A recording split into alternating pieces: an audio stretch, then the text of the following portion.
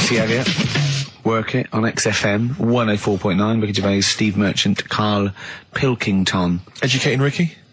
Yeah. Should I do a bit of that? Well, the clues are coming in furious. The answers, I should say. Yeah. So go on in. Oh, this is what... Yeah, Rockbusters is well underway, Carl. Don't worry, you've done your work there. Okay. Right, come on. Right, Educating Ricky. This is my favourite bit now. You're just going to tease us, aren't you, with 3 headlines? If you and I'll choose one, then we got the other 2 as well. Yeah, that's the way it works, and at the end of it, you learn some stuff. Like I say, I'm struggling a bit with knowledge. Yeah. At last he confesses. Yeah, go on. So the 3 headlines for you to pick from, we've got, first one, we'll have a big fire tomorrow. I got a feeling there's some vegetables involved. Yeah, go on. Maybe. Second one, he's a bit of a nuisance. Okay. Right. And third one, I'll bacon in the morning if you're sick of having me here.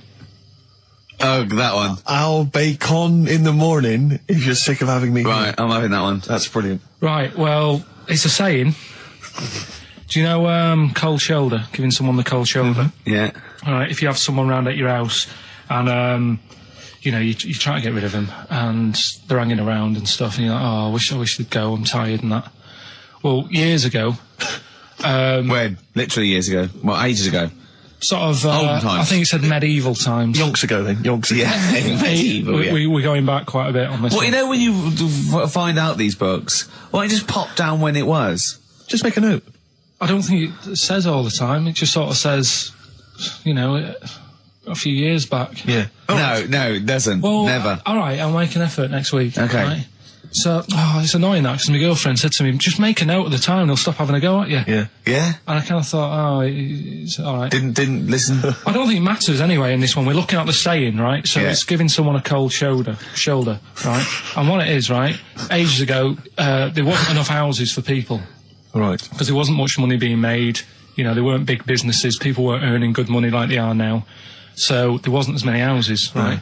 So what you ended up getting is like, you know, the rich people having a nice place to live. Oh. And the poor people were like wandering about, you know, looking for places to live and that. And what they ended up doing is they had like, people would go around to the mate's house and say, look, I haven't got anywhere to live. It's a bit cold. Can you let me stay? Right? So they'd go, all right, then you can stay a couple of days. But they ended up staying for like weeks. Yeah. Right?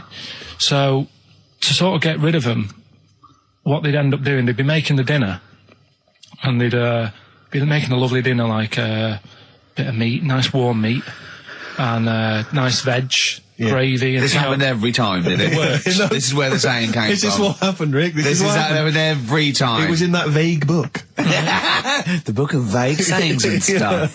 Right, so they'd be making a nice meal, but what they did, they looked after all the family. But the person who won't go home, they just give them some, like, sort of a cut-off of cold meat. Right. So they'd say, you're giving them the cold shoulder. Meaning... Right. Okay, that's rubbish. Okay, absolute... Carl, why does that necessarily work? Yeah. Why do they always, in every situation when you want to get rid of a lodger, well, still feed him every day, but make the meat lukewarm. So they always leave then. Yeah. Oh, this food's lukewarm. I'm going to become homeless and again, they go, wandering the hold streets. on, are you giving me the cold shoulder? Yes. Do you want me to leave? Yes, just say leaving. No, I like to do it cryptically. That way, in years to come, someone will have a little saying about it. Well, yeah, that was our bacon in the morning. If you've had enough of meat, we'll leave that. Well, Bacon in the morning! Oh, bacon in the morning if you've had enough of me! come back. What are the others? Just tease us again with the others. We'll come back to those. You've got, he's a bit of a nuisance, and we'll have a big fire tomorrow. Nice, looking forward to that. Interesting. Karl is studying. Okay, what's the next one? What's the educating Ricky? I don't know. See, like I say, I was looking around and there's stuff that is interesting. Right, I was looking on the web. But there's no point. Well, it's just that I found one about... what's the point? About a lad who, 8 years old, but he's still breastfed. Now, I don't know if you can get anything out of that. Is that what his mum said?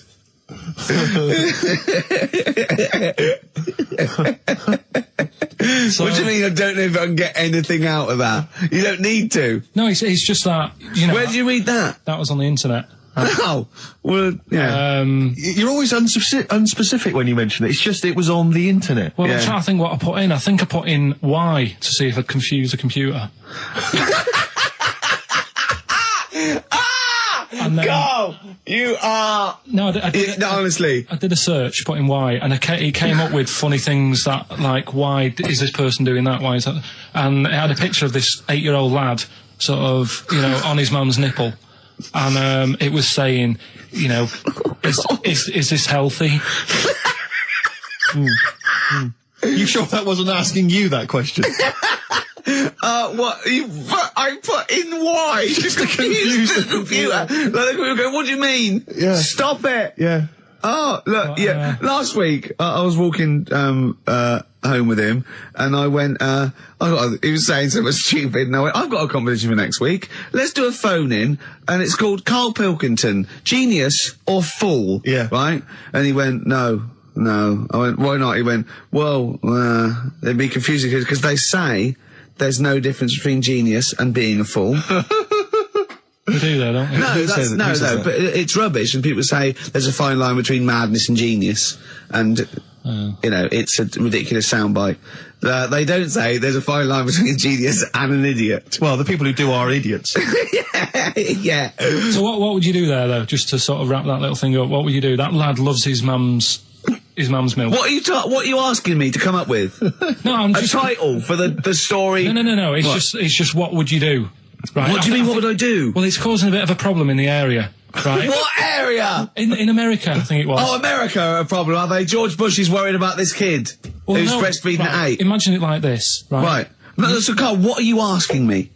About this spurious story you saw on the internet? I saw on the internet, there's Yeah. an 8-year-old lad, he likes his mum's milk, Yeah. and it's saying, is this right? Should it No, be it's going not. on? But what What do you want Ricky to do about it? It's not his responsibility. Yeah.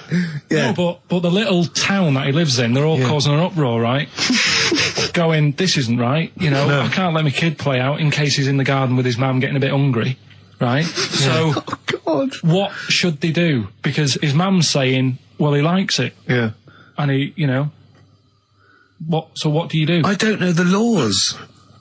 No, but I'm not asking you to sort out the laws. I'm just saying, if you lived in that neighbourhood, what would you say? If you went up to him and said, look, everyone's getting a bit fed up with this, look. I'd say, what would I do?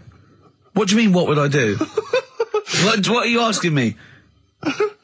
Right, it doesn't matter. No. What are you asking me? What are you asking me and Steve and the I'm public? just saying, say if you live next door to this woman, Yeah. right? The kid's hungry, 8 years old, he's out playing on his bike and he goes, Mum, I'm getting a bit peckish, and he goes, all right, son. She whops one out. And he starts having his milk, right? You live next door, you're putting your washing out, and you see this going on. You're getting a bit sick of it because it's gone on for months. 8 years, I assume. Why is it your business? Why are you such a nosy neighbour that you're concerned? What would you do, Carl? Let's turn it back on him. Yeah. What would you do? What's your solution? What would you do? Well, I thought I'd say, right, why are you doing this? And she'd say, because he likes it. And I go, all right then, put it in a bowl first. And you think that would sort that out? No, because I was thinking about the whole thing, right? And you do that when you're a baby, and everything's all right, innit? Yeah. No one bats an eyelid at a little baby having a bit of milk from its mum's breast, right? Yeah. You'd almost say it was natural. But you grow out of it. It's like you don't see. It got me thinking about things you don't see, and you don't see. Did you put this into a computer? Show me things you don't see. What else don't you see? Well, you don't see like an old man having a Twix. You never. Oh! So what? You know the terrible thing about all this, Steve, is he's right. You don't see an old No, man I eating a know Twix. that's a terrible thing. So what they have got, right? They've made old man toffees, haven't they? They've come up with Gervais. Is that a song? Oh God! You don't see it. No, listen now. So they've got their Werthers, right? Yeah. So, Look at him. You Forget think he's it. giving a lecture shirt at Oxford. It's not going anywhere. No, go on, sorry. Go on. I'm just saying, Right. you grow out of things. Yeah. And the old man, I'm sure when he was a kid, he'd have a Twix. Yeah. Now it doesn't look right, so he's having... It doesn't look right. So... Right. I don't think Werther's originals were specially designed for old people. I think they were sweets that just happened to have been made for years. That's why old people eat them. Yeah. They didn't go, hang on, there's a market here. I've noticed old people aren't eating Twixes. Quick, let's make some old man sweets. But the little advert, he gives it to his grandson as well, doesn't he? He goes, have a Werther's original. Oh, I think it cuts though before he throws it back in his face and goes, get me a Twix. And a damn curly-whirly, Grandad, you old fool. So, other things you don't see, Carl? Got any other ones, or you obviously been thinking about this? What confuses you? When you look out your window, what confuses you with the world? What do you walk around going, oh, that's a bit weird? I remember, when you were in, Edinburgh, you were confused because you saw someone putting a parking ticket on some rubbish. Which confused you? Yeah. That was weird. Yeah. The world's a crazy place, isn't it? I mean, whatever you look at, you can... Do you know what I mean? Like what? Like what? Oh, anything. I mean, you could look out the window there and you'll see something and you go, why are they doing that? Yeah. What are they doing that for? Yeah. I'll tell you this, maybe we should bring back White Van Carl. There's some interesting questions this week, Rick. Yeah. We could pull that out of the bag if you're interested. Shall we do that? Just, get, Carl's take on, the world's... Let's do it, views. let's do it. I'll tell you what, we'll do that in a second. Let's have another Educating Ricky, because I think you got sidetracked with your talk of... Well, just the other thing breastfeeding. on things you don't see. Look at the way when I went to school, there was 2 kids with them big heads. Now... You don't never see them. Sure. Yeah, but no one else saw them anyway, Carl. It was only you that saw 2 of them, not related, and wouldn't hang around with each other because you think they thought it would be too obvious. Webbed fingers and big heads. That's amazing. And there was a kid with a pigeon chest. So. Oh yeah, and the lady with the head like a bag of spuds. Let's not go through these again. It just that. raises too many questions that can't be answered. Yeah. Right then. So we've got we'll have a big fire tomorrow. Yeah, go on. Is that the one you want? Let's go for it. Right. I think this was like round the 1700s. Bluffing. And Just bluffing. Who was the king then? Dunno. Go on. But it's about the word bonfire, right? Bonfire. Bonfire. Yeah. Do you know where it comes from? No, go on. No. Right, what happened is it's got nothing to do with Guy Fawkes and that, which is what I thought when I saw it. It's got nothing to do with that. But ages ago, at 1700s, right, they didn't have enough houses, like I mentioned. Okay. Yeah. So if that happens, you get people living on the streets. You get diseases, people aren't cleaning properly. So you get more deaths. All right? Yeah. So think about it. You've got all these dead bodies lying around. They're running out of space because there's like, I don't know why they're running out of space, but they haven't got much. I don't know why really. I was going to say they should have just buried them, but there's probably more land back then than now. He doesn't need anyone else in the room to have a conversation with himself. Yeah, we could leave and we'd come back and he'd go, I've sorted it. Yeah. But anyway, for some reason, They presumably, if it's going to be they burnt them, it's presumably to do that it also kills the parasite or whatever's carrying the parasite on them, as opposed to burying them and not killing the disease. well, yeah. So that. There you go. You've worked it out. They piled them up and they turned it into a celebration because there was a lot of fed up people at that time. Is this going to be the word bon, meaning good? No. I'll tell you in a minute. Go on. So you've got all these people who are like going around and like, oh, you know, so and so died the other day, and you know, nearly every week someone they knew was dying. Yeah. So you can imagine like just constant like being depressed. So and they've got all these bodies lying everywhere. It's like, oh God, what are we going to do? So they said, we're all too fed up at the moment. Said, let's make this a better world. This was 1701 by the time they got together. Yeah. So they said, what we need to do is have a big party. So they said, yeah. Good thinking. See what you're thinking. So they go, right, well, we'll put all the bodies in a big pile. And they're all diseased and that, so they set fire to the bodies. And they said, let's have this as a celebration to remember them by. And, you know, we'll have a drink and that and have a chat. We'll have this big fire going. And it came from bone fire. Ah, right. So bone it was fire. it was all the bones. Bonfire is bone fire. Yeah. Excellent. Yeah. That's interesting. So that's how it came about. Yeah, in the 1700s. Yeah. That was. No, probably. I reckon it was 1600. Probably earlier. I reckon it was the plague. I reckon it came from. But interesting stuff. Interesting. Yeah. So that's. Did you celebrate Bonfire Night? Is that a big celebration for you? Do you like the fireworks? I'm sick of fireworks. I just think they're rubbish. I'm not impressed. I've never been impressed by fireworks. Even as a kid, you have to go to like sort of community kind of gatherings with a bonfire and fireworks, and some local vicar or whatever would come out. But I also think the adults think the kids love it, and if they just got together and said, "Should we go this year?" They'd all go, "No." Yeah, absolutely. Let's not go this year. What would be better is if the vicar had wheeled out like a massive rocket, climbed in, gone last one to the moon as a bender, and then fired himself off. Now that, I'd pay to see. That's a firework display I'd like to see. As it is, it's just rubbish. Oh dear. Yeah. That's excellent. Carl? Yeah, I'm not keen. No. Sorry, what clue was that? We'll have a big fire tomorrow. Bone marrow. Bone marrow. Genius. Let's play the record. Oh God!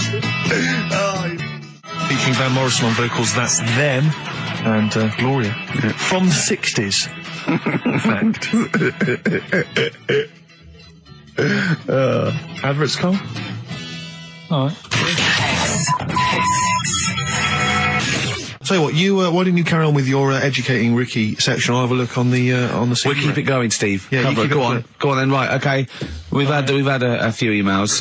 Anyone got it right, Carl? Anyone got it? Educating Ricky, that's the final one. We've got to get that out of the way. We've got to get Rockbusters as well, though. We can do that at the end, we can win. Go on then. But we've only got 5 minutes left. Come on, just do Educating Ricky. Right. God. The last one that we haven't done is he's a bit of a nuisance. Go on then. Again, not really that interesting. Thanks. No, like again, I spoke to you in the week, and I had much better things. Like when I tell you about Brian Blessed climbing Everest, and for some reason it made him it played havoc with his belly, and he followed through, and he had to clean up. Shut himself. Yeah, using ice and snow. Why are you telling me that Brian Blessed? In what way is telling me that Brian Blessed shit himself once in any way educational? Because I was saying how he was climbing Everest, right? Right. I give it to him. He's an actor and that, but he gave that a go. Yeah. Right. It played. What's the point of that? You'd say, wouldn't you? You'd say, God, he's He's so he's all right. Me doing a boxing match for no reason is rubbish, but him climbing Everest and shitting himself, he did that. Is commendable. Right, and he's only going to go and do it again. He's going to climb it again. Yeah, but he might not shit himself this time. Yeah, what's the point in going? Nothing's changed up there.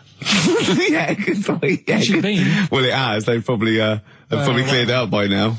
Right, but it's slip on it. I can't even be bothered telling you this one because. Come on, just honest, do it. Or do it now. Steve, how we doing? Look, no, never mind that. Look, just tell me what that means. Oh, he's a nuisance. Oh, this is so annoying, Carl. I'm going to go mental. Right, talk. Right. Listen, I'm just putting this in here, right? Right, nuisance is a bit of a nuisance. Yeah. Apparently, the old fella who used to hang people. 1700s. Yeah. He used to be able to tell somebody's weight just by looking at them. Right? That's a bit of a bonus fact. We'll be the judge of that. The thing that I wanted to tell you is money for old rope. Do you know what I'm saying? I can't even be bothered. Yes, you're going to tell me now. Come on, Carl. Right, I mean it. Basically, money for old rope came from the...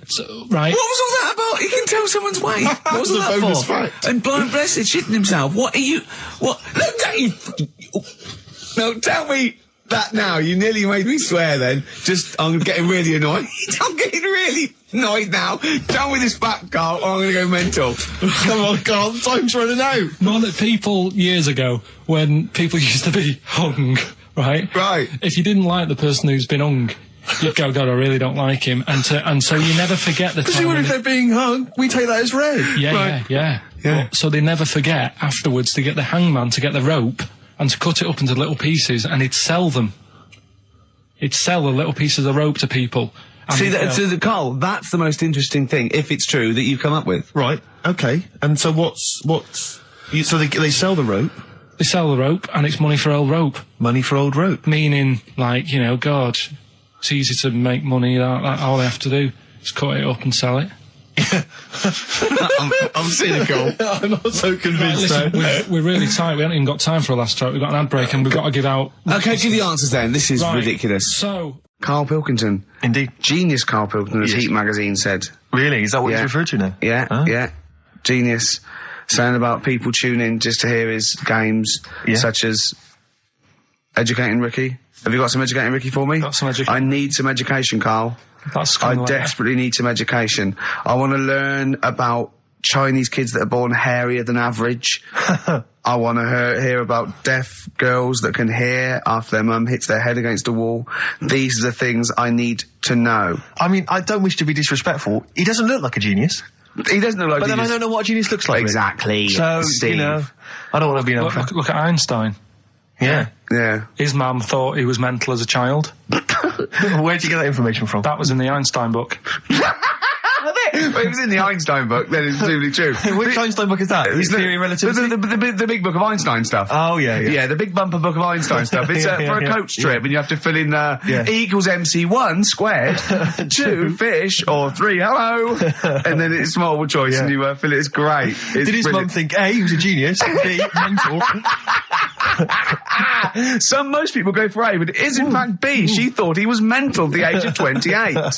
Oh, Karl, you never let me down. You never let me down. So have you got Educating Ricky for me? We've got Educating Ricky coming up. Karl Pilkington in the chair now. The talked about, the acclaimed Educating Ricky. Right, well, just in case anyone's new, doesn't normally listen. Yeah. Basically, I'm Educating Ricky. Yeah. Do a bit of research in a week, find stuff, news, history, anything that's interesting. 3 stories, I give them a nice little headline. You take your pick. Yeah. Between now and 3, you're going to learn 3 things. Yeah? Yeah. So, the headlines are, I'll be no buying one of them. Give us that again. I'll be no buying one of them. Nice, okay. Yeah. We've also got Hippopotamus News. Okay. Okay. And Chicken You Believe It. Chicken, you believe it? Well, I'm going to go for Hippopotamus News. Hippopotamus News? Hippopotamus News. Right, well, this one, it's... I'm not going to take the credit here. I heard Christian talking about this on breakfast, right? Because it's a good story that happened. Basically, I don't know if I told you about it last week when we were having our spaghetti. But, I think you did. Right, I know what it is. I know what this is. Okay, I've not heard this. right, there's a little midget. Right, there's a circus. I'm loving it already. Circus going on somewhere. I think it was in America. And, is that present day or old times? I'm talking like in the last 3 weeks. Okay. Right? Little midget, circus, really packed out show. People are loving it. Steve, you'll ask the same question I did, I know. So there's a little midget jumping up and down on a trampoline. What circus is this? Right? I'd pay good money to see it. So everyone's clapping and he's getting carried away. Because he can't believe they're loving it. I didn't know they'd like a little person on a trampoline, but they love me. But you know what it's like when, if there's a crowd of people sort of encouraging you to sort of go higher and stuff. Yeah. And I'm sure he knew it was getting out of hand. But he was jumping and he was coming down, they're all going higher, and he's going really high in the air, right? So he's doing this, crowd are clapping.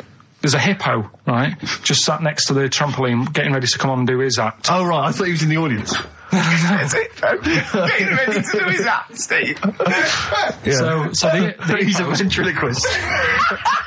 What do you mean he's sitting by the trampoline waiting to do his act? Because why does he sit in the dressing room and they go, 5 minutes, Mr. Muss, 5 minutes, Mr. Muss. So anyway, right, so the hippo's there. He's getting annoyed, is he? Because the midget's He's going, how can I follow this? This is really annoying. They're going to be, no. So he's thinking, he's already done the trampoline, my pogo stick act is never going to work. Yeah, go on. So there's a hippo waiting. See, it's a great story, and I just know he embellishes it or it gets slightly wrong. Go on.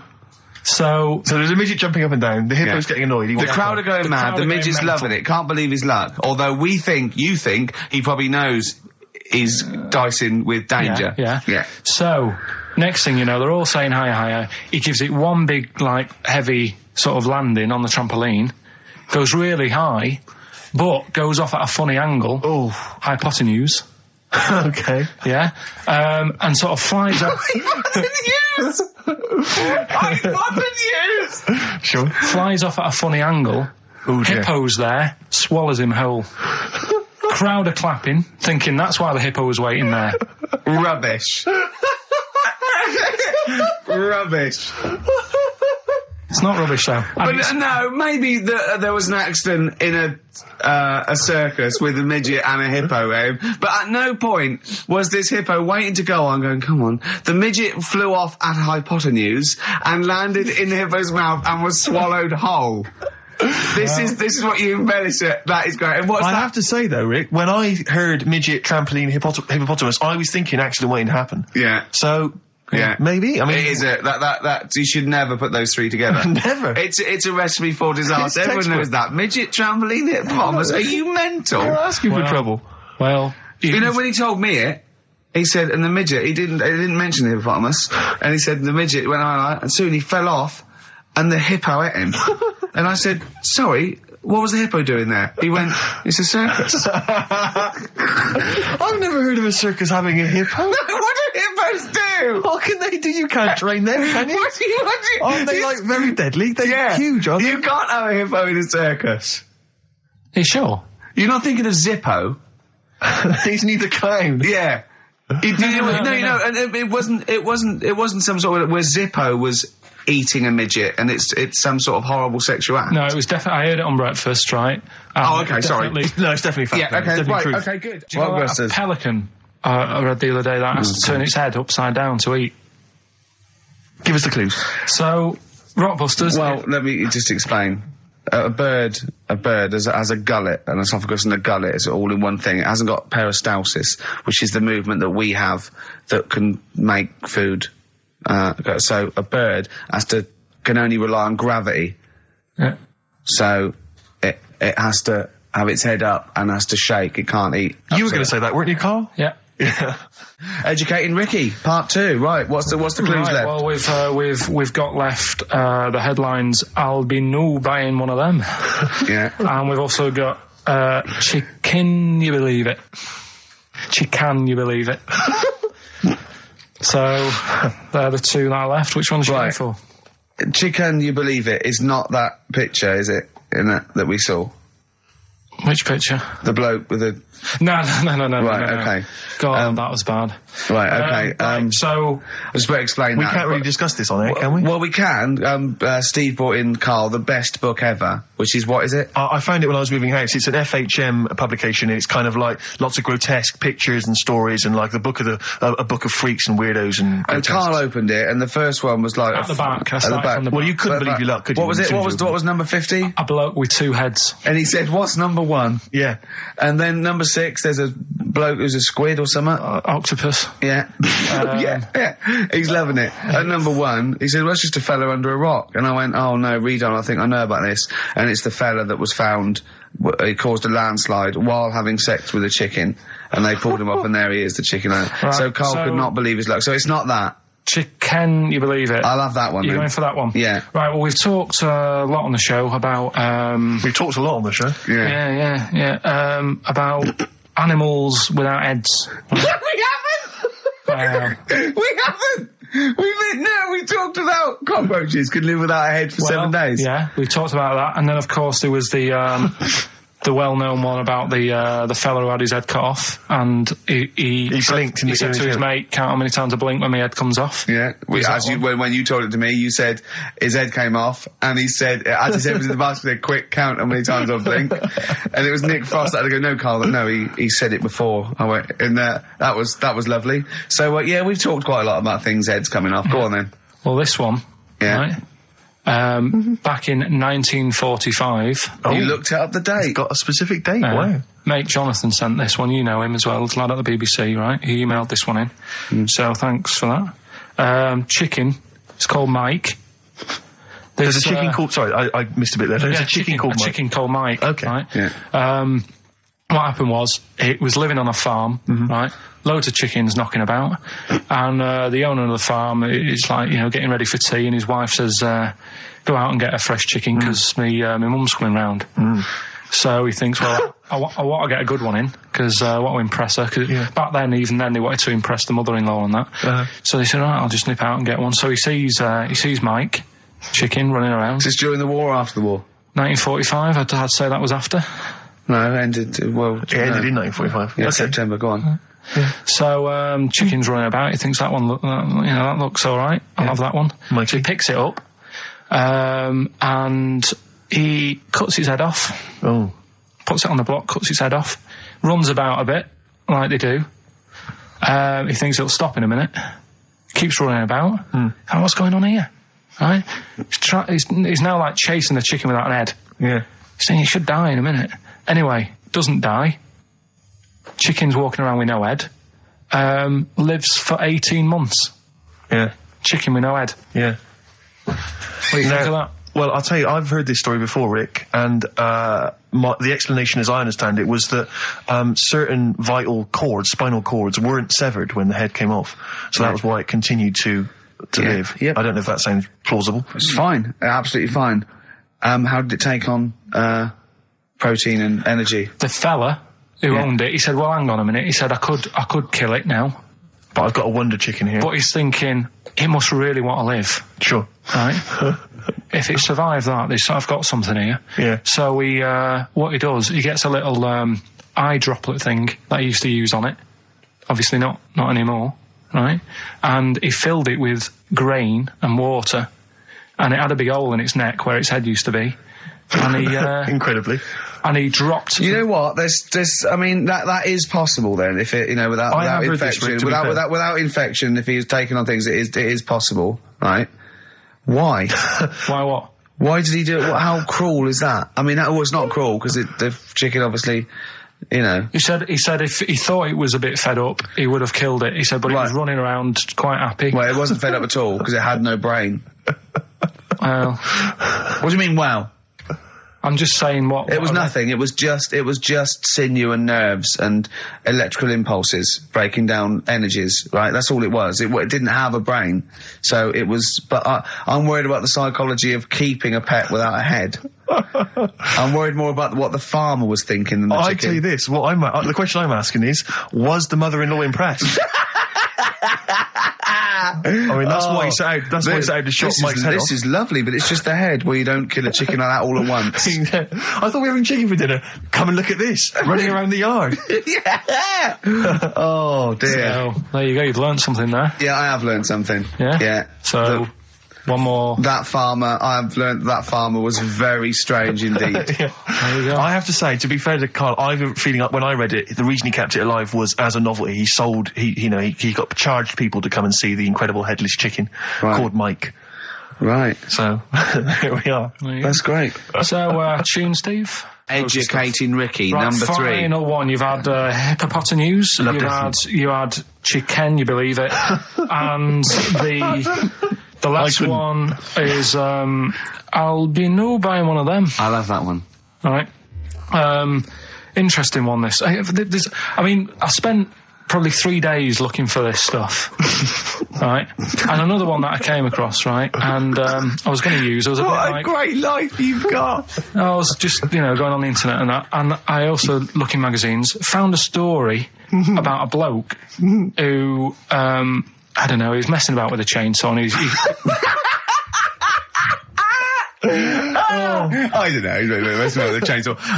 He was juggling a midget and, whilst taking his alligator for a walk, and, go on. And his arm, come off, right? Come off? What do you mean his arm come off? The chainsaw took it off. Yeah, so okay. It's like, Again, he's going, oh no. Oh. So, there's a picture of him on an exercise bike, sort of just with a little stump sort of balancing, but he's getting on with his life, he's happy and everything, everything's fine, he's not complaining, it's his own fault, he's got no one to blame, right? So anyway, he goes to the doctors, and the doctor says, I can do something there. So he goes, well, it's all right, I'm getting by all right, don't worry about it. And he goes, no, we've got an arm in, right? We can attach that a real arm from someone who's, I think, they'd passed away or lost an arm or something. And they lost an arm and didn't want it back. Yeah, he went, I'll have it. Are you using that? Yeah. No, because I know someone. Because I know a bloke, actually. Yeah. Well, can't you just put this one back on? Wow, it's first come, first serve, really. I was just building a bionic man. We've replaced one arm with a robot's arm, so we got a spare one. So the doctor's going, let me put it on. He's like, well, all right then. So ungrateful bastard. So he does the operation. Everything's fine. He's loving it. He's happy again because he said he can brush his teeth. Right. Okay. If this is going to be he's something loving like it again because now he can brush his teeth. Right. If this is going to be, and it was a leg. Or it was a chimp's arm, or it was the arm of a killer. It was two left arms, right? I'm going to kill you. Oh, let's leave it then. What is it? What's the answer? No, it's not that. I'm just. What is? Okay, right. So he says, "Go on and do it." So he sews it on, and like I said, he's happy. He's brushing his teeth. He can have a pint in the pub. He's lifting a pint with it. All his mates are happy for him. It goes on for about 2 years. Everything's fine. Then it all starts going flaky. Oh, I knew it would. Was it made of chocolate? All right. So it all goes all like gammy, and then for some reason, the arm starts going gammy. It goes gammy, and it gets longer. Of course it does. So there's a picture of him, right, stood in the magazine. He's stood there with his arms by his side. One arm's normal. The other one is like past his knees. He can pull his socks up without bending over. So is this going to be? They gave him the arm of an 8-year-old child who would have been the tallest man in the world. No, he just said, "Oh, what am I going to do?" And the doctor said, "Oh, there's not much we can do," and left it. Wait a minute, you can't leave it there. That's not a story. So, Carl, That's not you've got to tell us the explanation. Was it an incredible plastic arm? An incredible expanding arm? Did he fight crime later? No. Well, that's the end of the story. You've got no scientific explanation as to why... That's why I didn't pick it. But you just told it to us anyway. Yeah, but I'm just saying the sort of knowledge I come over when I'm looking for the good knowledge. Yeah? So why did this arm grow? Why did this arm grow? He must have had an adult arm. They couldn't have given him an arm. I don't know. It's just one of them. It's rubbish again, isn't it? Well, I think it's an interesting story, but you should have read... It's rubbish. It didn't happen. To the end. There was photos. Proof. Yeah. But you should have read to the end of the article, Carl. No, I did. And he said, he's not happy and he wishes he wouldn't have had it done and all that. And, Sure this wasn't entirely unexpected? No, seriously, he was saying, his teeth are nice and clean again because he could brush them and that. But his arm's getting in the way. Ruining his shirts and everything. So I'll leave that. Let's play a tune. Let's come back with the next one because I love the fact that this is like Ronnie Corbett telling one of his jokes. That's right. That wasn't even the story. He was going to tell us. Play it, record. Oh, God. I'm Ricky Gervais, obviously, Steve Merchant, Karl Pilkington. Well, Karl, that's about it. And we got sidetracked on the last Educating Ricky. You telling me about a man whose arm grew. Well, something went wrong. I'm not saying it grew. Just saying. What? The rest of him shrunk? It went long. It went long. What, is that growing there? What do you mean it went long? Did it grow, or what? Did it come loose? That's what I was thinking. Oh, so it's hanging by a thread that's made it look long? Within the skin? It's like how you can stretch a pair of tights if something is too heavy. Arms are very much like tights. They are very much like tights. The one that we didn't get round to on Educating Ricky was, I'll be no buying one of them. Go on. Are you familiar with the saying white elephant? Something is a white elephant? I don't think so. Hold on. You phoned me last night and said, what does white elephant mean? And I told you. Yeah, I know, but I know where it came from, but I just was wondering what it was about. So in what way is Educating Ricky you calling me up and asking me something? Well, do you know how it came about? You've given away some of the secrets of the show there, it would appear. I didn't realise he was phoning you for information. Well, he just asked me what the term white elephant meant in sort of like colloquial. Did he say, why are you interested, Carl? No reason. No, go on. Well, what it is, ages ago when... So what do we understand white elephant to mean? Well, some of that's useless, that's like a bit of a, something that you wouldn't want around that's just stood there doing nothing. Yeah. I'm looking at you, Carl. So So years ago, when people used to use elephants Years ago, go on. When people used to use elephants? Yeah, more than they do now. Right. More than they do now. This doesn't involve a midget, does it? No. So you know, they'd use them in the workplace and stuff. Sure. Sort of, Yeah, as factories. sort of, Yeah. To move stuff around and that. Yeah, security guards. Yeah. Can't trust them with the buns, though.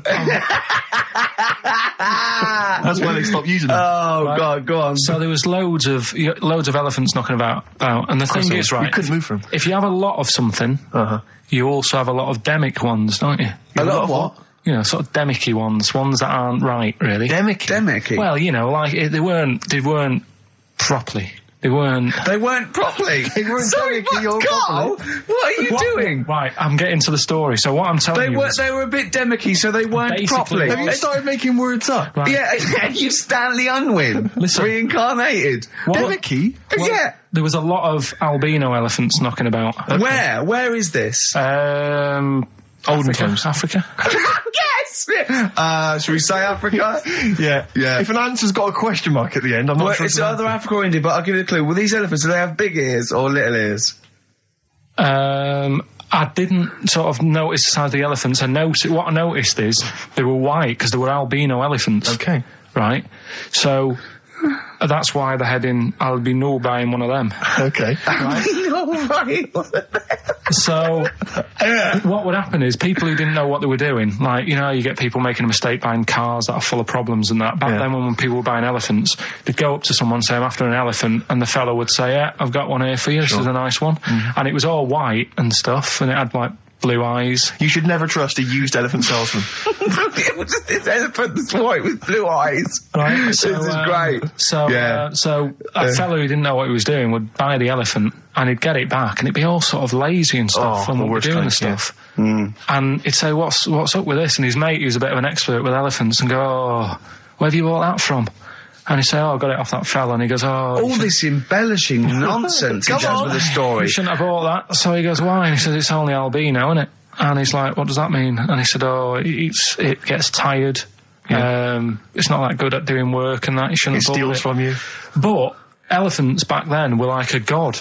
You know what I mean? Right. You couldn't say, oh, I'm sick of this and I'm going to abandon it or anything, because elephants were seen as like pretty high up on the chain of things.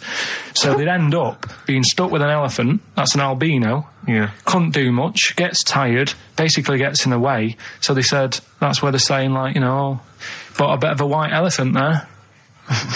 What do you reckon, Rick? I feel like I haven't been educated.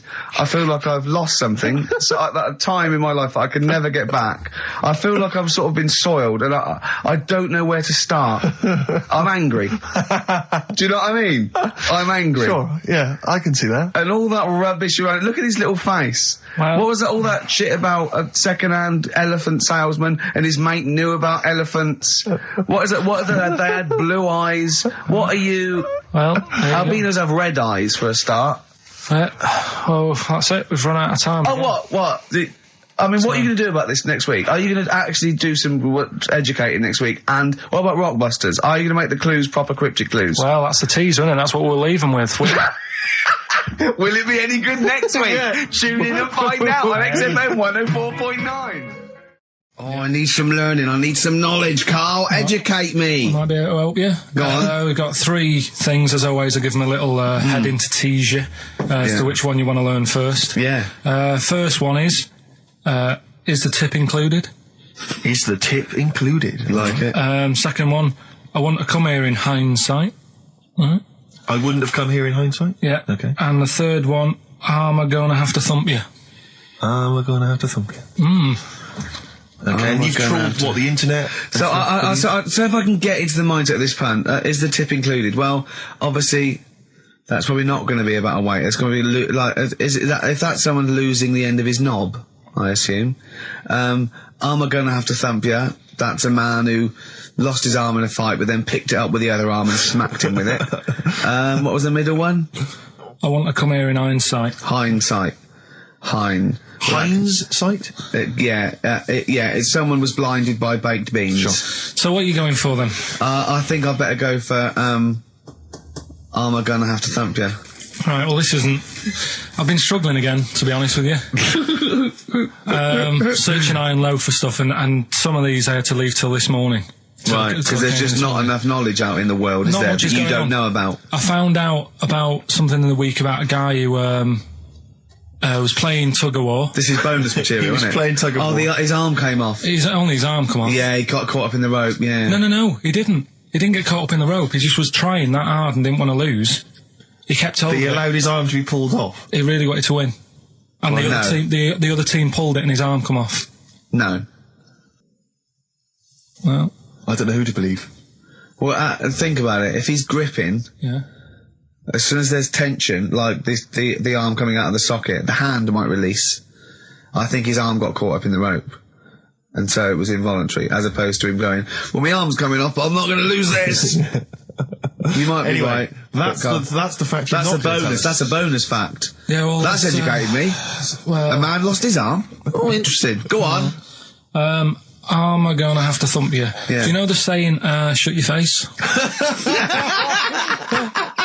Yeah, I've heard the well-known Shakespeare, innit? Yeah. Do you know how it came about? No, Joe Dolce. No, go on. It's ages ago. Oh yeah, literally. Like knights who wore armour. Okay. That's armour going after thump you. That's how it came about. Okay, armour. They wore all the stuff and they had the helmet. And say if they're guarding something at night.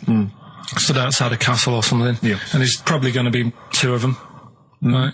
So they stood there talking and that, and talking about stuff, and the future, medieval stuff. One of them's like, "Oh, we should shut up." You know, I've been stood here for hours, and he's going on and on. Yeah, sure. So he'd say, "Shut your face," meaning, shut the guard down on your helmet, the visor, and I can't hear you then. So shut your face. Shut your face. That's how it came about. Well, I suppose it would be interesting if I could just rely on it. I'm not sure it's true. I know, I just never know. It needs to be corroborated. It's like, I don't know where he got it from, but anything via Karl is precarious. Yeah, I mean, I feel like maybe you should give us your sources next time. You know, tell us where you got this information from. Got it off the internet. Yeah, but where on the internet? I can't remember where that one was. I mean, I always go through, like, the news pages and stuff, and this news should be updated because they've only reached the 17th century, which was last week with people eating tomatoes off lead plates. Then I look at news and there was stuff about a woman who was in a shop and she, I don't know, they had some workmen in doing the shop up, and they had some wood glue left out and she asked for some pear juice, and then the guy went and thought the glue in the thing was the pear juice and she went and drank that. But that's not really news. No. So I thought, well, we're not having that. I wish you hadn't told us. There was one about... So there's some poor woman now whose tiles have fallen off because she tried to put them up with pear juice. Yeah. See, that's the danger of mixing up pear juice with toxic glue. Yeah. Your wallpaper and your tiles and everything just fall down. There's also... Be careful, everyone. Be careful. There's something about kids having hamburgers, it makes them fat. Hold on. What? Having food with high fat content can make you put on weight? Yeah. Don't believe it. You're an idiot. What's the next one? Well, no, let's play a tune. You've still got to come. You've still got I Want to Come Here in Hindsight, and you've still got Is the Tip Included, but we've got a bit of... Carl just said to me, here's something. You can't hold your breath to death. Have you tried it, Carl? It's just another little lesson. There's someone here who's in a really low ebb. They've been listening to a show, they were going to commit suicide. They just start holding their breath and they like, oh, it's brilliant. Have I told you that programme about the scorpion? How they all help each other out? Right. Scorpions all help each other out? No, this is brilliant, right? Somewhere in the desert. Okay. There's these little... In the desert. It's like these little monkeys that are underground or something. And there's holes. Is this Beneath the Planet of the Apes? The fourth in the series. Are they talking Oh, apes? forget it, actually. No, and you've got it wrong anyway. They're not monkeys. There's little monkeys under the goose. What are they doing then? They're toiling into underground mines. They're lizards, if you remember. And the lizard goes to sleep. When the bloke comes along, you've told this. And We've done it. All right. Monkey from monkey. That's what happens in his mind. From lizard to monkey. Oh, evolution would have been so much easier if Karl was around. Turn it into a monkey. I'm fed up with a lizard. Just promise me once again, Karl. I've asked you before. Promise me you'll never have children. Go on, right, okay. Right, what are you having? What are they again? Is the tip included? Yeah, go on, that one. Right. In Turkey, Nice. it's not, actually. That's where I went, and there was them little fellas after Suzanne in the kitchen. What? What do you mean? We went to Turkey. You went to Turkey and there were some little fellas. Well, they had quite a few sort of midgets working in the kitchen. Why? Is it a theme? No, Was it a theme holiday? I don't know. Might get them cheaper or something. Was it?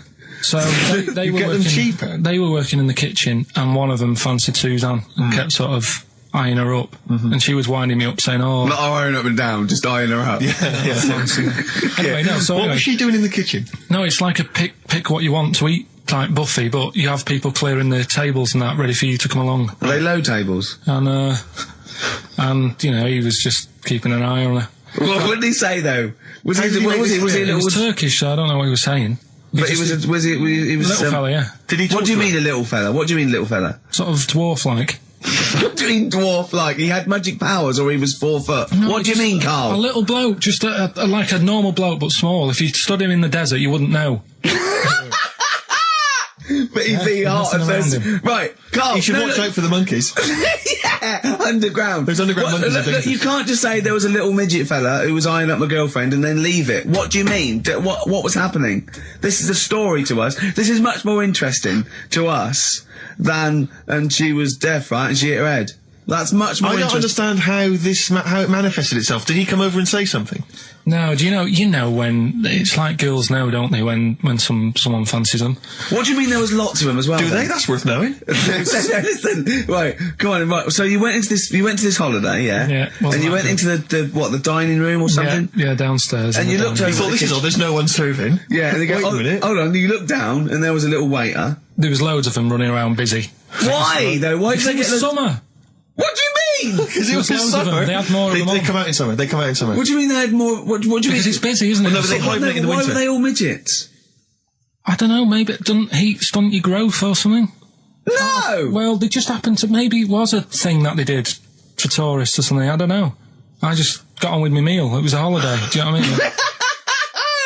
God. Right, So it's a midget serving. I'm not going to ask any questions. Right, okay, yeah. So they're all little fellas running around, and this one always was like, you know, oh, do you want a new serviette? You know what I mean? Going out of his way to sort of... for turning on the charm. Yeah, he was going out of his way. The others weren't. Right. I think what was happening is he'd been working with Santa all the winter. Yeah. This is sort of little summer break. This one He was hadn't seen your a girl. waiter, and so he was being polite to you. Maybe. But what did Suzanne say then? Well, she was using it to wind me up. What was she saying? Oh, he's... Oh, just like, you know, look. He may be small, but he's Well, built like a... Yeah, he's all man. so... Were you jealous of a midget then? You were jealous of him? It is a bit annoying, isn't it? Why? It wouldn't bother me as much now, because I've been with her for ages. Right. But at the time, that might have been one of our first holidays, and it's like, you don't know, want to be what's going on? thrown I've away paid by for it. this holiday. Yeah. And then you get off with a midget? Yeah. Oh. So anyway, But it doesn't matter because you got chatted up by a bearded lady. So. yeah. tell you what, no, that's got nothing to do with that. What were you going to say? What were you going to I say? was going to say the hotel was half board, and maybe... Oh, right. I thought you were going to say it's just one of her shortcomings. So listen, right? Play a record, Carl. Right. Badly drawn boy, born again. Right, just get this educating Ricky out of the way. So, Turkey, yeah. So what is this again? This is educating Ricky, is the tip included. Right. Apparently a fella was on holiday in Turkey. He's just having a normal holiday, weather's good, you know, he's having a good time. Wait, is there all normal height? Yeah. He's having his meal.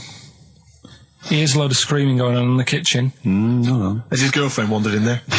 And they do, with a stepladder. The circumcised people in the kitchen, and apparently... What are you talking about? Whoa, slow down. We were sidetracked there for a minute. What are you talking about? Well, I'm excited about two things at once here. One, they circumcised people in the kitchen. Two, I guessed it was someone losing the end of their knob. You did, yeah. I started thinking like Karl Pilkington. Extraordinary. That is amazing. Apparently it was going on. It wasn't just a one-off either. Well, when I say a one-off, I mean they did it more than once. Yeah. Right? And there was... it was there for a week, and apparently the first night it was quiet, and then the rest of the week, every day, it'd be like having his breakfast, or even his lunch, or even his tea.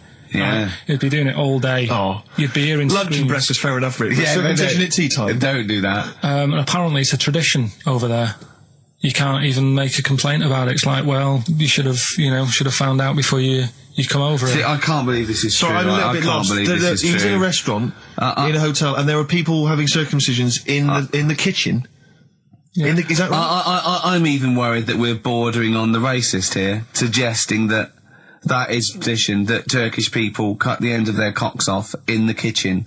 Yeah. At meal times. I think you're wrong, Karl. This just sounds ludicrous, Karl. No, I don't think it happens everywhere. Right. I think this Just in this hotel. certain places. Certain hotels. Certain hotels. What, is it like 2-star? Yeah. Why did he go to the Foreskin Inn? It was his own fault, wasn't it? So that's... Sorry, that's it, is it? Have they closed? Wait. That's the story. You educated me, right? Once a fella saw some Turkish people cutting the tip of their knob off in the kitchen. Thanks very much. Thanks very much, Karl. Got any more? Well, there's things you can learn from it. Either don't go to Turkey. No! Don't have calamari when you're over there.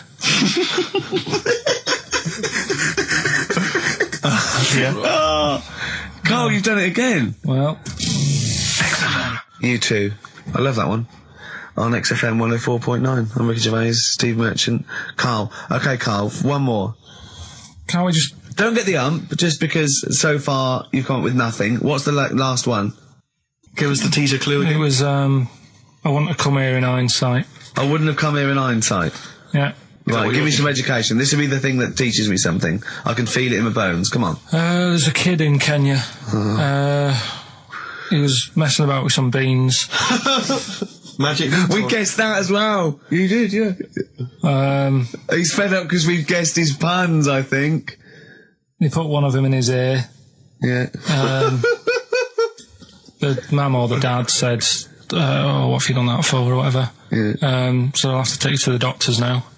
So they took the kid to the doctors, and the doctor said, he said, I can get that out, I can sort that out for you. So, he took it out, and the doctor said, right, that's £3.50. And the dad said, I've only got £2.70 on me. And the doctor said, right, well, and he put the bean back in his kid's ear.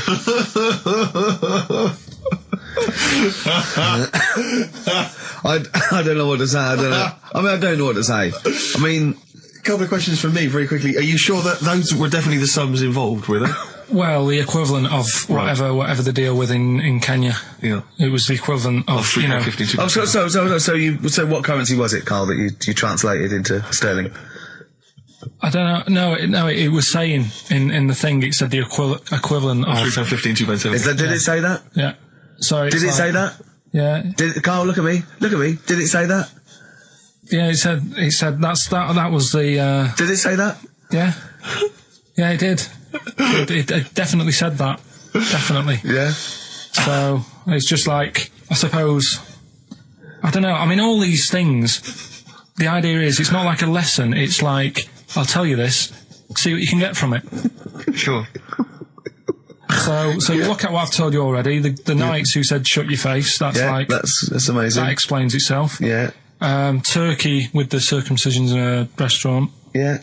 That'll hold me in good stead, yeah, go on. Don't go there, whatever. This one, if you're in Kenya, don't put beans in your ears or something. Doctors or carry £3.50 or the equivalent of. It's just the idea that the doctor put it back in his ear. He forced it back in his ear. So is it still there to this day? I mean, is there any update on that stuff? Or does he go back with the £3.50? I presume he either went and got a second opinion, see if he could get it cheaper. Right. Or another doctor. Yeah. Or he said, right, I'll come back next week after I've been paid. Or he saw how the doctor did it and thought, well, I'll have a go at that. Sure. I'll get home. Yeah, for free. But he never said how it ended. No. But, I mean, I apologise for this week, 'cause I mean, I haven't got that much out of it. You're not being enriched. It was very, very light. Like I say, there was the tug of war. There was a fella in Scotland who had a load of tattoos. Okay. Is that it? Is that the end of the story? 98% covered. Right. Just between his toes, he didn't have done. Why not? Because it looked stupid. I don't know. It just said 98% done. What else? Are you going to drop the feature? Are you worried? I'm thinking about it. Don't drop the feature. To be honest with you, Pete have probably written about this already. This has been a classic. I'm concerned because it's my favourite part of the show. I'm wondering, is there something else we could? What could we do to help you out? Because I hate to see it go. Well, we can't really, and he's moving this week with the old fella, so that'll take him about 4 days. I'm worried you're not looking in the right. Why don't you go to a library? That's Steve Merchant and Karl Pilkington for you. Coming up on the show, we've got Educating Ricky. I'm not happy with this. Oh, really? Because the last few weeks have been genius. What is a drop in quality, is there, of the education of me? Well, it's just, like I said, I've wasted a lot of time this week searching on the web, right? You wasted a lot of time searching on the web because you come up with things that aren't true. Why don't you look in books and verified sort of like journals? The web is the new book, though, isn't it? No, the web is the new book. That's the new wrong. Yeah. Well, so I've been searching. There's hardly anything. I spoke to you in the week. About Monday or Tuesday. What did you say? There's nothing happened this week in the world. There's nothing going on. There was a new car wash that you can put dogs in. There was a car wash you can put dogs in. That's the only thing that's happened in the world. And that and the jellyfish, and we've covered that. So we've got, I've managed to find some bits, but it's not that good. Do you know what I mean? Like last week when you were why do you want to confuse machines? Do you remember when he put in Y to a computer search engine to try and confuse it? I love the fact I want the computer to come back. Why not? And your head explode. I mean, I love the idea that you're trying to. What? I mean, it's better than what I thought you were going to say, which is, what if you put a fly in there? Anyway, yeah, right. We were talking about flies getting in a pod, and do you know, like how a Barbie doll, if it was real, it wouldn't be able to work. Do you know what I mean? A Barbie doll, if a woman had the proportions, she wouldn't be able to tie her shoelaces up and stuff because her legs are too long for her back and all that. Flies, scientists can't work out how they fly. It's a bee. It's a bee. It's a bee, not a fly. No, a fly as well. No. A fly is, apparently its body is like too big for its wings, and they still can't work it out. Yeah. How it flies. Which in your mind says what? Something spooky going on? They have worked it out. It's the fact that what they do, the wing actually beats a ridiculous about 150 times a second, so it displaces air. Yeah. Yeah. So they have. I know what you mean. It's incredible that it can fly because it's got such small wings. Yeah. All right. And it's a bee, not a fly. So, yeah, but other than that, good point. Bowie. Another classic. Be My Wife off the Low album, David Bowie. Carl, come on then. Right. I need some education. It's Rockbusters. I know, but I need education. I need some education. I know, but we've promised some Rockbusters. Educating Ricky, I will be ditching before Christmas. Why? It will be going. Why? Because there's nothing out there. It's just struggling. We have still got Educating Ricky. Go on, let's have one. No, I'll give you the titles. Give me the titles, yeah, go on, yeah. Right, you've got 3 bits of info that's gone on in the world, or possibly sort of information. Older times. Never go further back than the 17th century, do we? Well, no, let's make it clearer. There's 3 bits of information that people have put on the net. Whether or not they're true, different issue. And that he still gets it a little bit wrong in translation, and sort of adds bits to it. Yeah, go on. So we've got. I love it when he plays out those historical dialogues. You know, it's like the 15th century where he goes, so anyway, a bloke says to himself, I'll tell you what I'll do. So the horse isn't happy. Yeah, go on. Right, so the 3 that you've got to pick from, you've got Get Your Kit On, We're Off Down the Butchers. Let's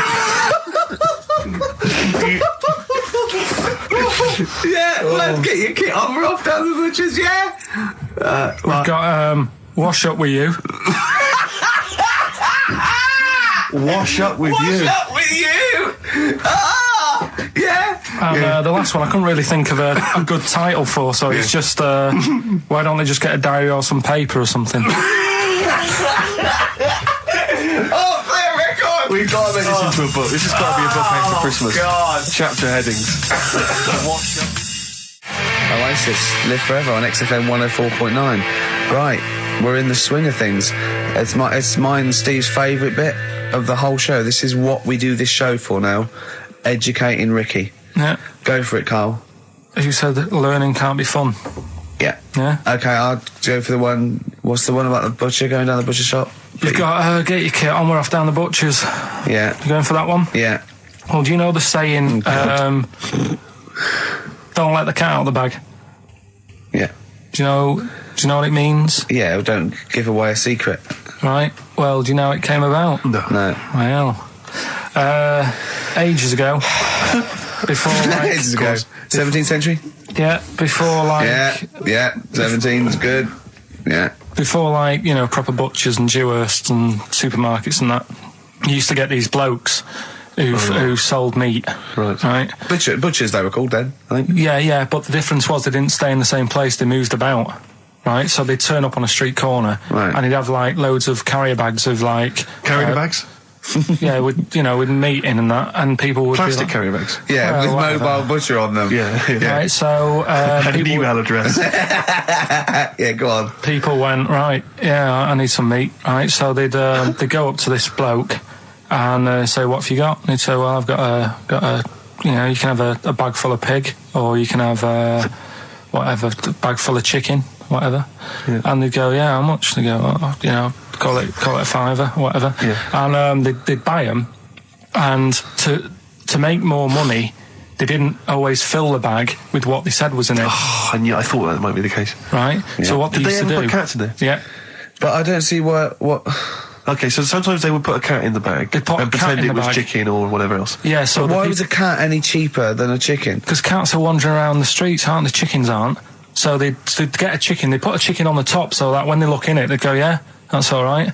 Got a bag full of chicken. They'd get home to make the dinner, and they'd be like, what are we having tonight? And they'd go, well, you'll never guess.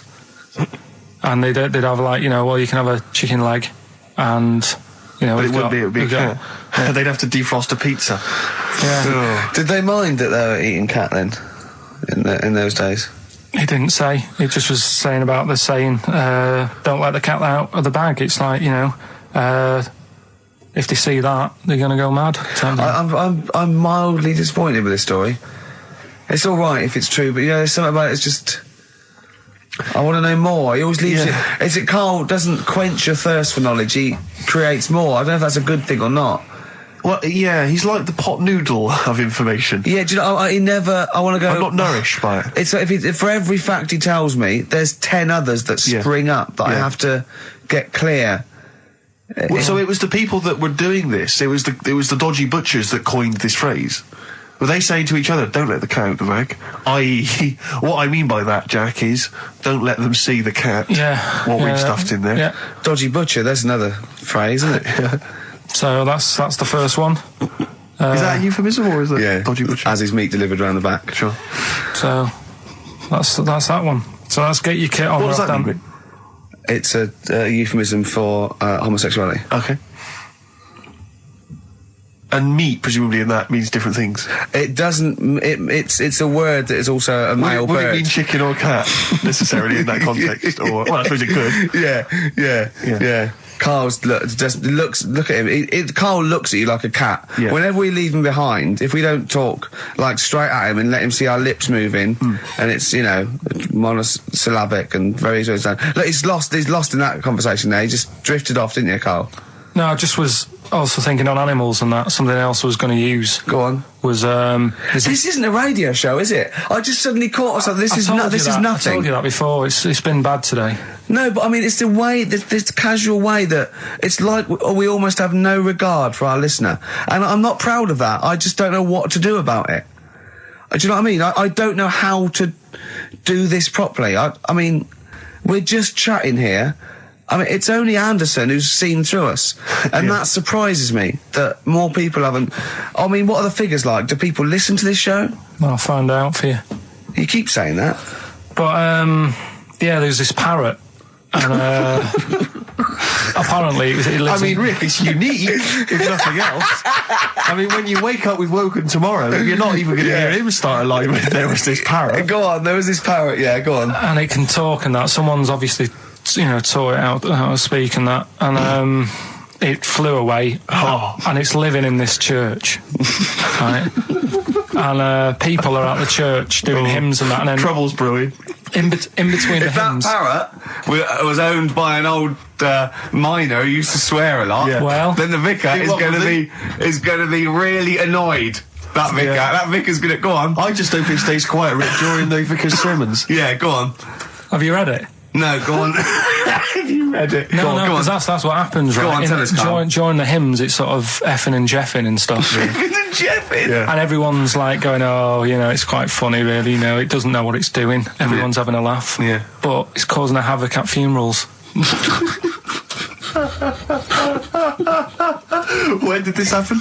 Not years ago. John was a much-loved man. He was a wanker! Yeah. So anyway, that was another story. What can you say about Uncle John? Bollocks. Oh, Carl, I love the fact that when you look at things, you go, that's interesting. A parrot swears at funerals. That'd be a nightmare. And it stays with you. You see, for a simple man, you retain an awful lot of knowledge. It's just all rubbish. Do you know what I mean? If you just replaced all this rubbish with good stuff, you'd be an intellectual. Yeah. Really. Because, your retention is fantastic. Yeah. So Did I lose you again there, did I? Was it the word retention? We've still got Wash Up With You. Yeah. Should we play a record and do Wash Up With You? Yeah, we'll play a bit of Aqualung then. Aqualung! Right, that's Aqualung. Good time's gonna come, innit? Right, Carl, come on in, educating Ricky. So, don't let the cat out of the bag, that's where that comes from. Comes from a crafty butcher.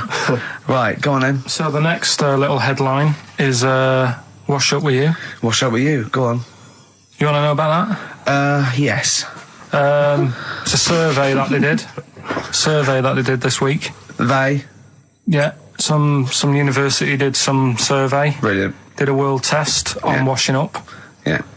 And each country were given 140 pots to clean. Brits were the quickest. Yeah. Turkey were the slowest at washing up. The Turks. It's not because the little fellas that work in the kitchens with no... Is it? They can't reach. Spain were the cleanest, and the Germans were pretty good as well. So... I don't know where to start with this. Honestly, Steve, I don't know where to start with that. Look at his face. It was really light, right? We've had the parrot, right? These are things that I found. Found the parrot, right? I've told you about the dog in the car wash. Right, you didn't tell me about that. You said there's a car wash for a dog. That's all you told me. Yeah, the but parrot, you said there's a parrot. What?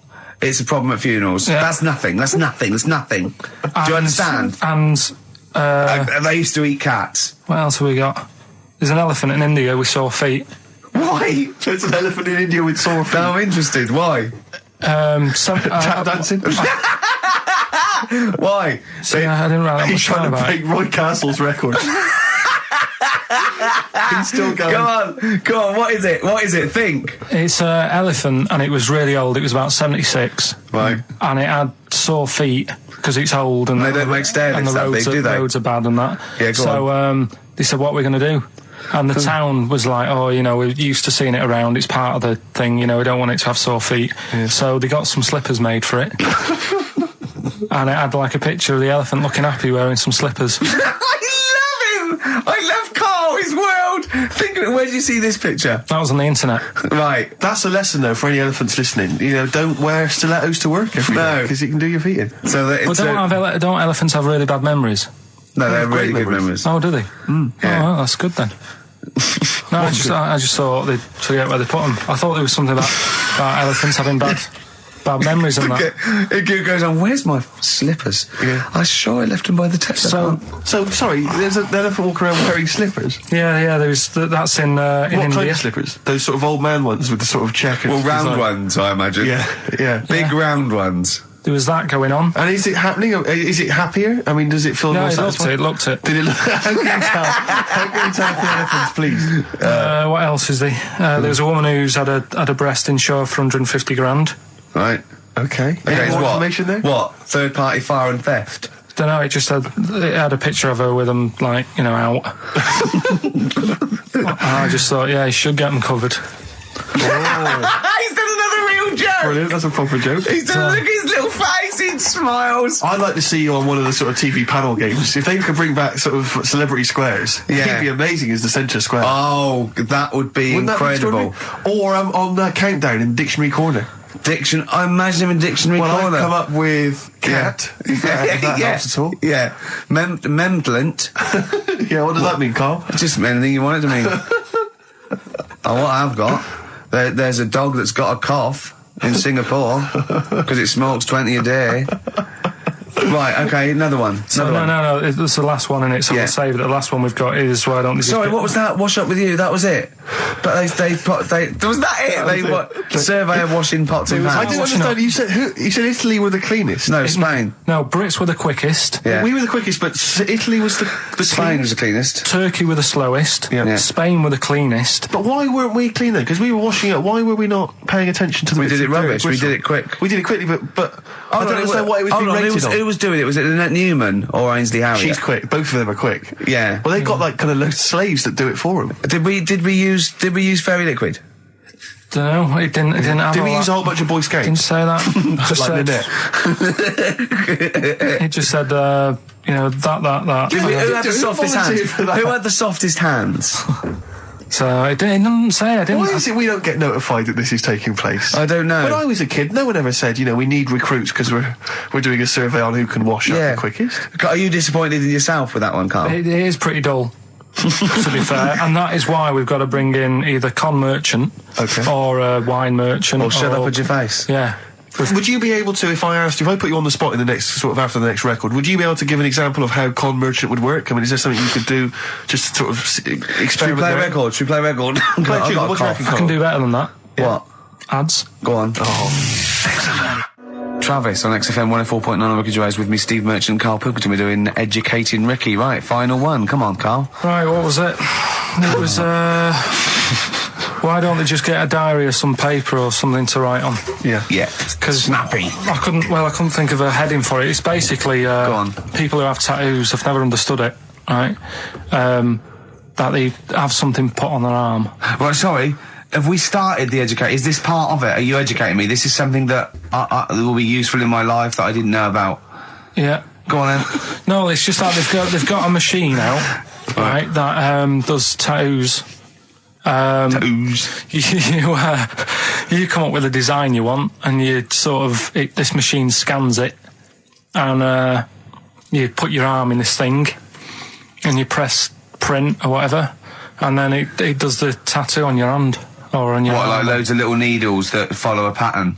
Yeah, the computer, basically, yeah. Is it a real tattoo? It's a proper one. The fella said, well, as long as it goes out, it pierces the skin with a I just wondered if it's one of those kind of, you know, those kind of... No, it must be lots of little needles or a moving needle that can go Sorry, along but it. how is this cleaned, like, in between each person?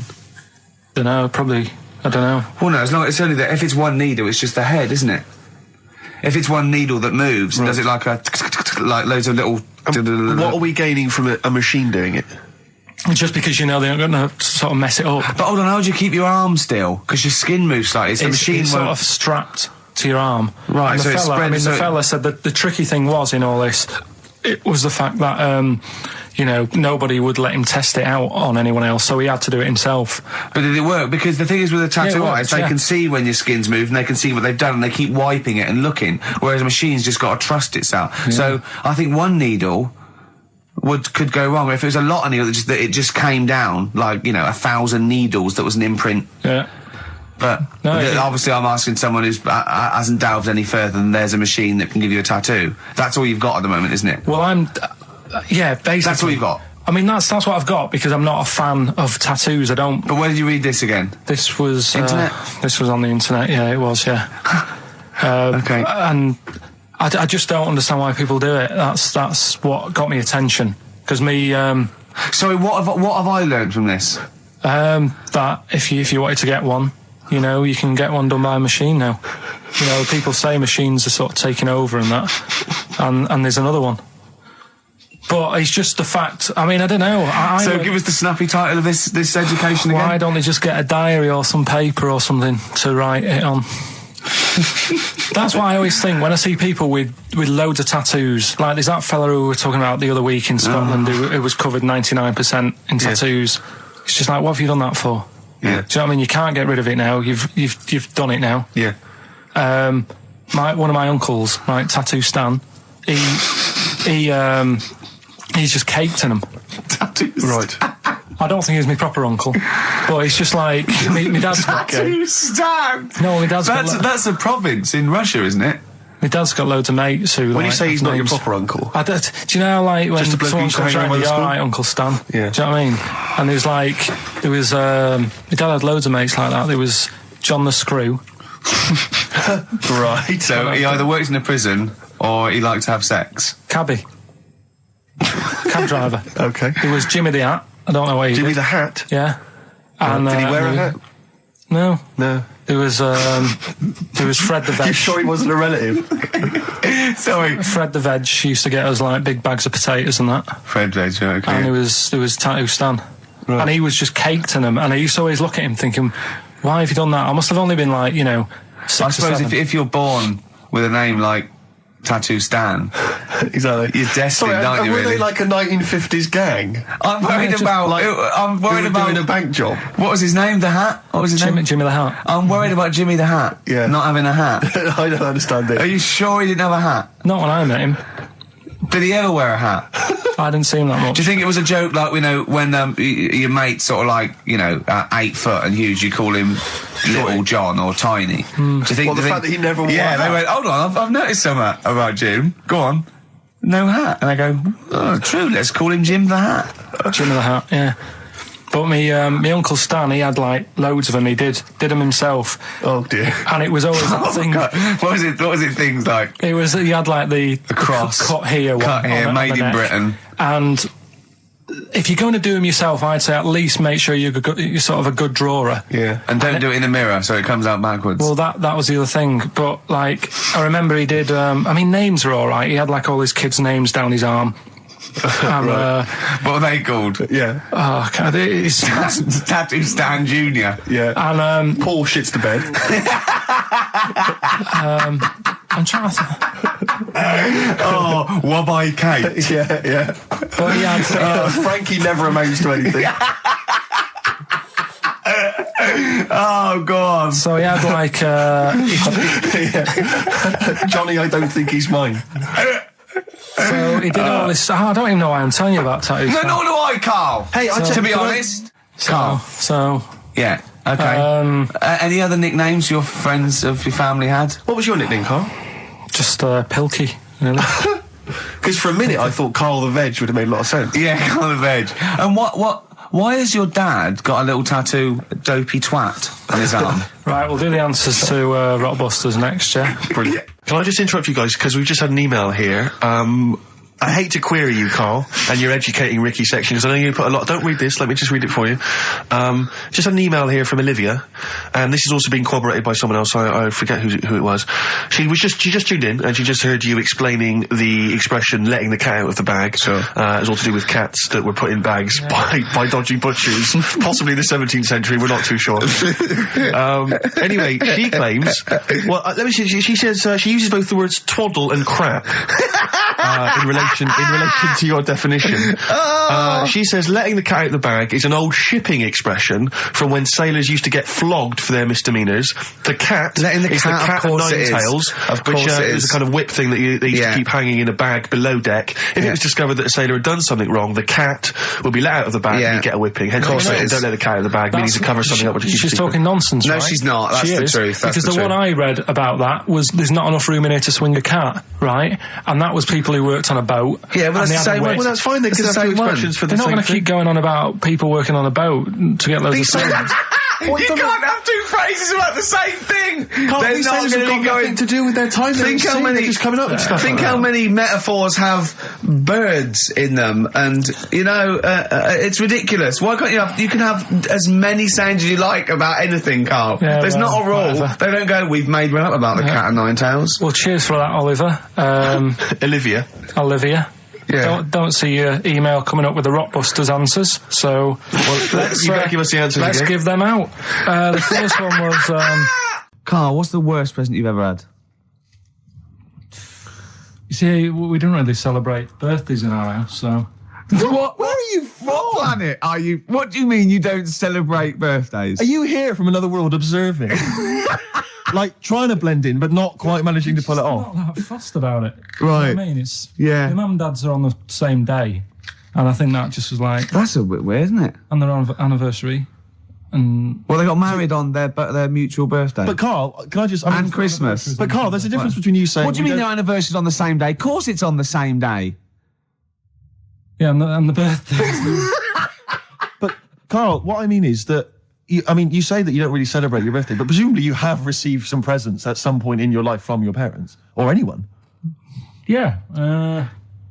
Okay, well we'll come back to you later. Yeah. Thanks. Let's play a record. Carl, have a think about that and we'll come back to you later. Thanks very much.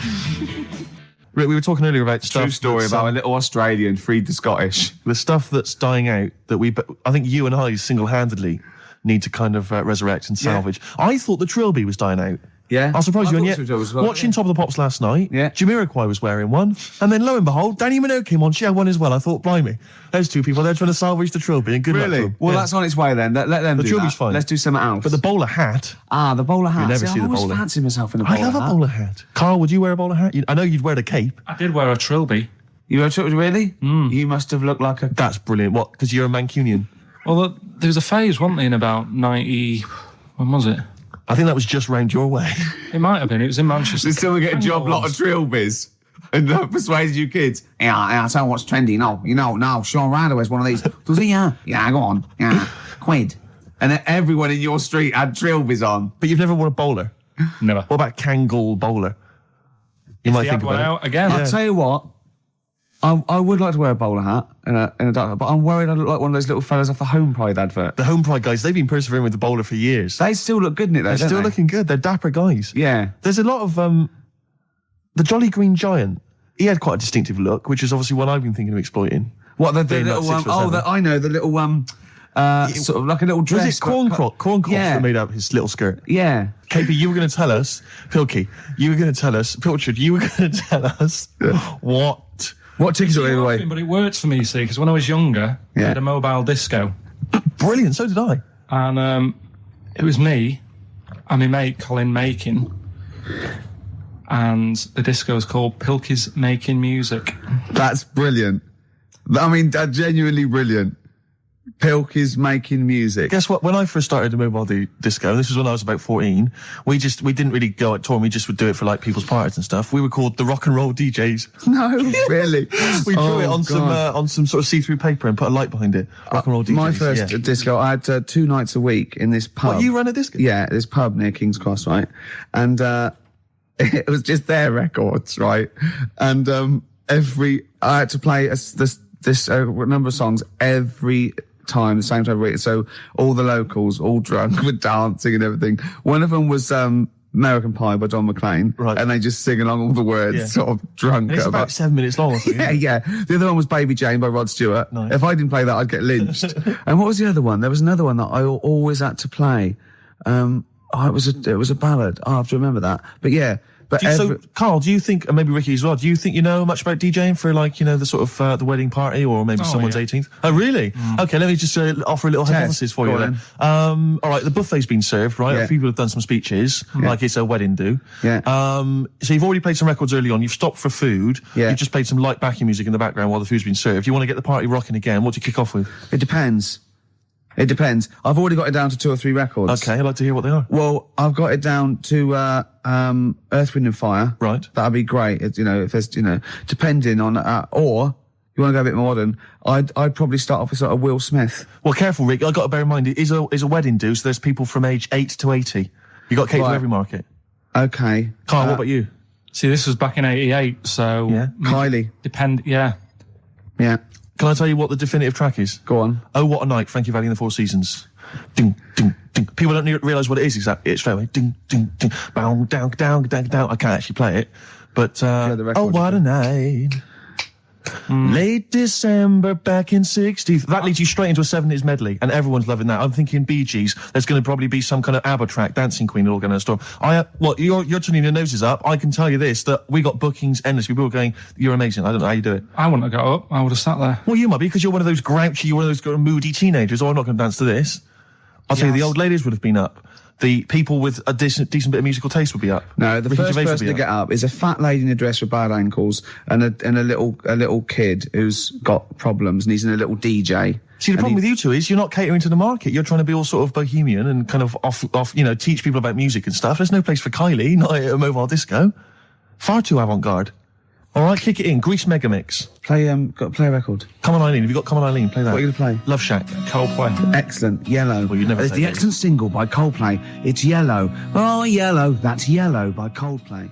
That was the stunning new single from Coldplay, Yellow. All the way back to 1999. When was it? I think it was. 2000? No, 99. Was it? No, was it? About that. I used to sell mackerel. Did you? Yeah, I had a pet magpie Did you? called Maggie. Oh, you Inventive. pet magpie. You mean you captured it and didn't let it go away? Yeah. Can't have a pet magpie. But then it got really vicious. I mean, Well, it was quite right. nasty. Let me go. What do you keep it in a rabbit hutch? No, it flew around, but it used to just like come to me all the time. But then it started pecking me head and stuff. That's not a pet magpie. That's a bird in the garden. No, but I could actually, I could hold it and stuff. It wasn't scared of me, and it knew it was me. It used to come down from like the top. It hated you. That's why it wanted to peck you. Is that? And the other thing, I always remember being younger and like walking through the woods to school with my mum, and like, I was chasing a butterfly, and she said, "Oh, don't do that, Carl." And I said, "Why?" She said, "Because they only live a day." I said, "Oh, all right, I'll get a dead one in the morning." That's genius. That's great. That's quick thinking, isn't it? Oh, that's sweet. Let's play a song. Black Rebel Motorcycle Club and Love Burns, XFM 104.9. I'm Ricky Gervais. My name's Steve Merchant. Carl, what's your name? I press the buttons. That's it. Carl, I press the button. Yeah. Oh, bless him. He's People got- are loving the K-Man, aren't they? They are. People are saying they love him. He's just. He is. He's I think we've created a whole new Will McDonald. I like to think so. Yeah. Or Gordon the Gopher. I used to have a show in Manchester. You Did used ya? to host a show. Yeah, overnights. What kind of things was it? What kind of stuff? What sort of tip were you on? Phone-ins and stuff. Yeah. You did a phone-in? Not a proper one. What did people phone in about? No, they didn't. That was what's problem. There was no phones. Go on. No, just, how things were going and that. Problems. Were you like an agony uncle? Kind of. That's amazing. Imagine that. Imagine sending someone to Carl. You got problems? Is it delicate? We'll go to Karl Pilkington. Hang on, looks like maybe there's some questions. We've got coming in. a few questions here. What's the one? What's Carl's view on? Carl, what do you make of nudism? Who's that from? Let me just check who that's from. Sort of it's a time and a place for it. That's from. It's very difficult to tell. That's on great. this You thing. see, There's a time and a place for it. That is just brilliant. That is Dickie Bird. That's that sort of northern confident soundbite. Wasn't it nudism? Time and a place for it. There's a time and a place Would you for do it, Steve? Would I do nudism? Yeah. He's not allowed. Not again.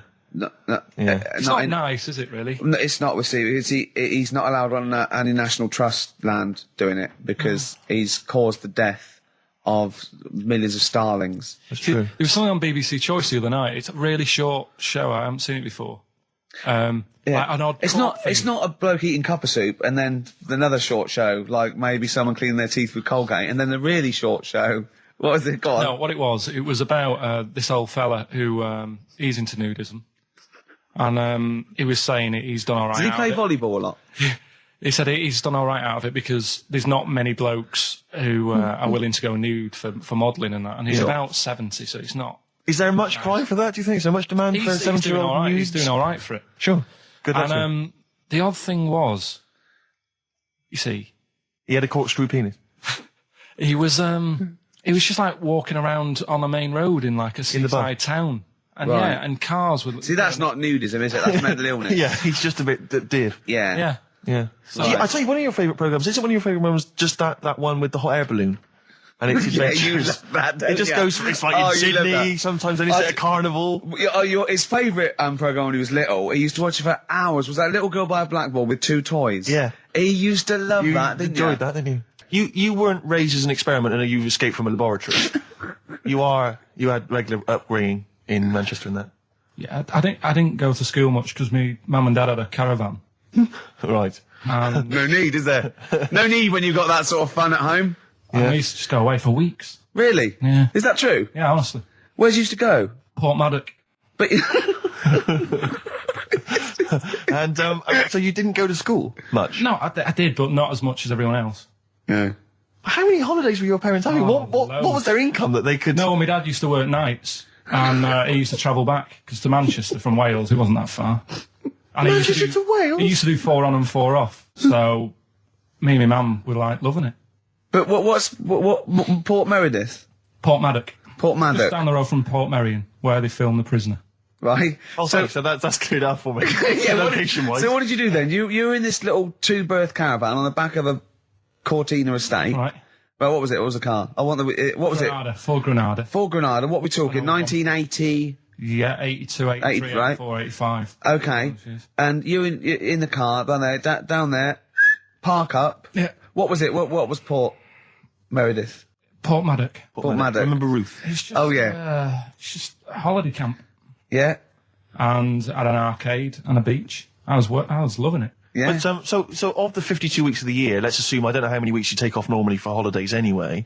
Let's just say, I don't know, you go to school 45 weeks of the year maybe? Generally, most kids? Nah. Bit less. Bit less than About that? 42. How many weeks would you say you actually spent in school? Well, how many weeks do you have off for summer? Well, we'll work that out. That's what About I mean. 6 off for summer, about 3 for Easter, about 3 for Christmas. Put it this way, I'm surprised I'm not Welsh, to be honest. Right. Because I was there more than was in Manchester. Did the school authority not come and check you out? No, they didn't. Didn't get Manchester, I suppose they didn't care, do they? Not really. Yeah. They're lucky you turned up at all. What did you just turn up for the last day when you could take in your best toy? Did you know that when you could take in any game? Just play with everyone else's. Why, I break my stuff. Sure. Yeah. Yeah. No, that's a good Well, this point. answers a lot. This does answer a lot. The fact that you spent most of your time on the beach as a kid. Teachers were no good at my school. We were talking about it yesterday. About So you were teaching them a lesson by going off for the summer. Yeah.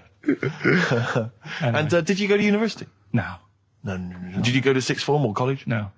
When did you leave school? When I was about 15.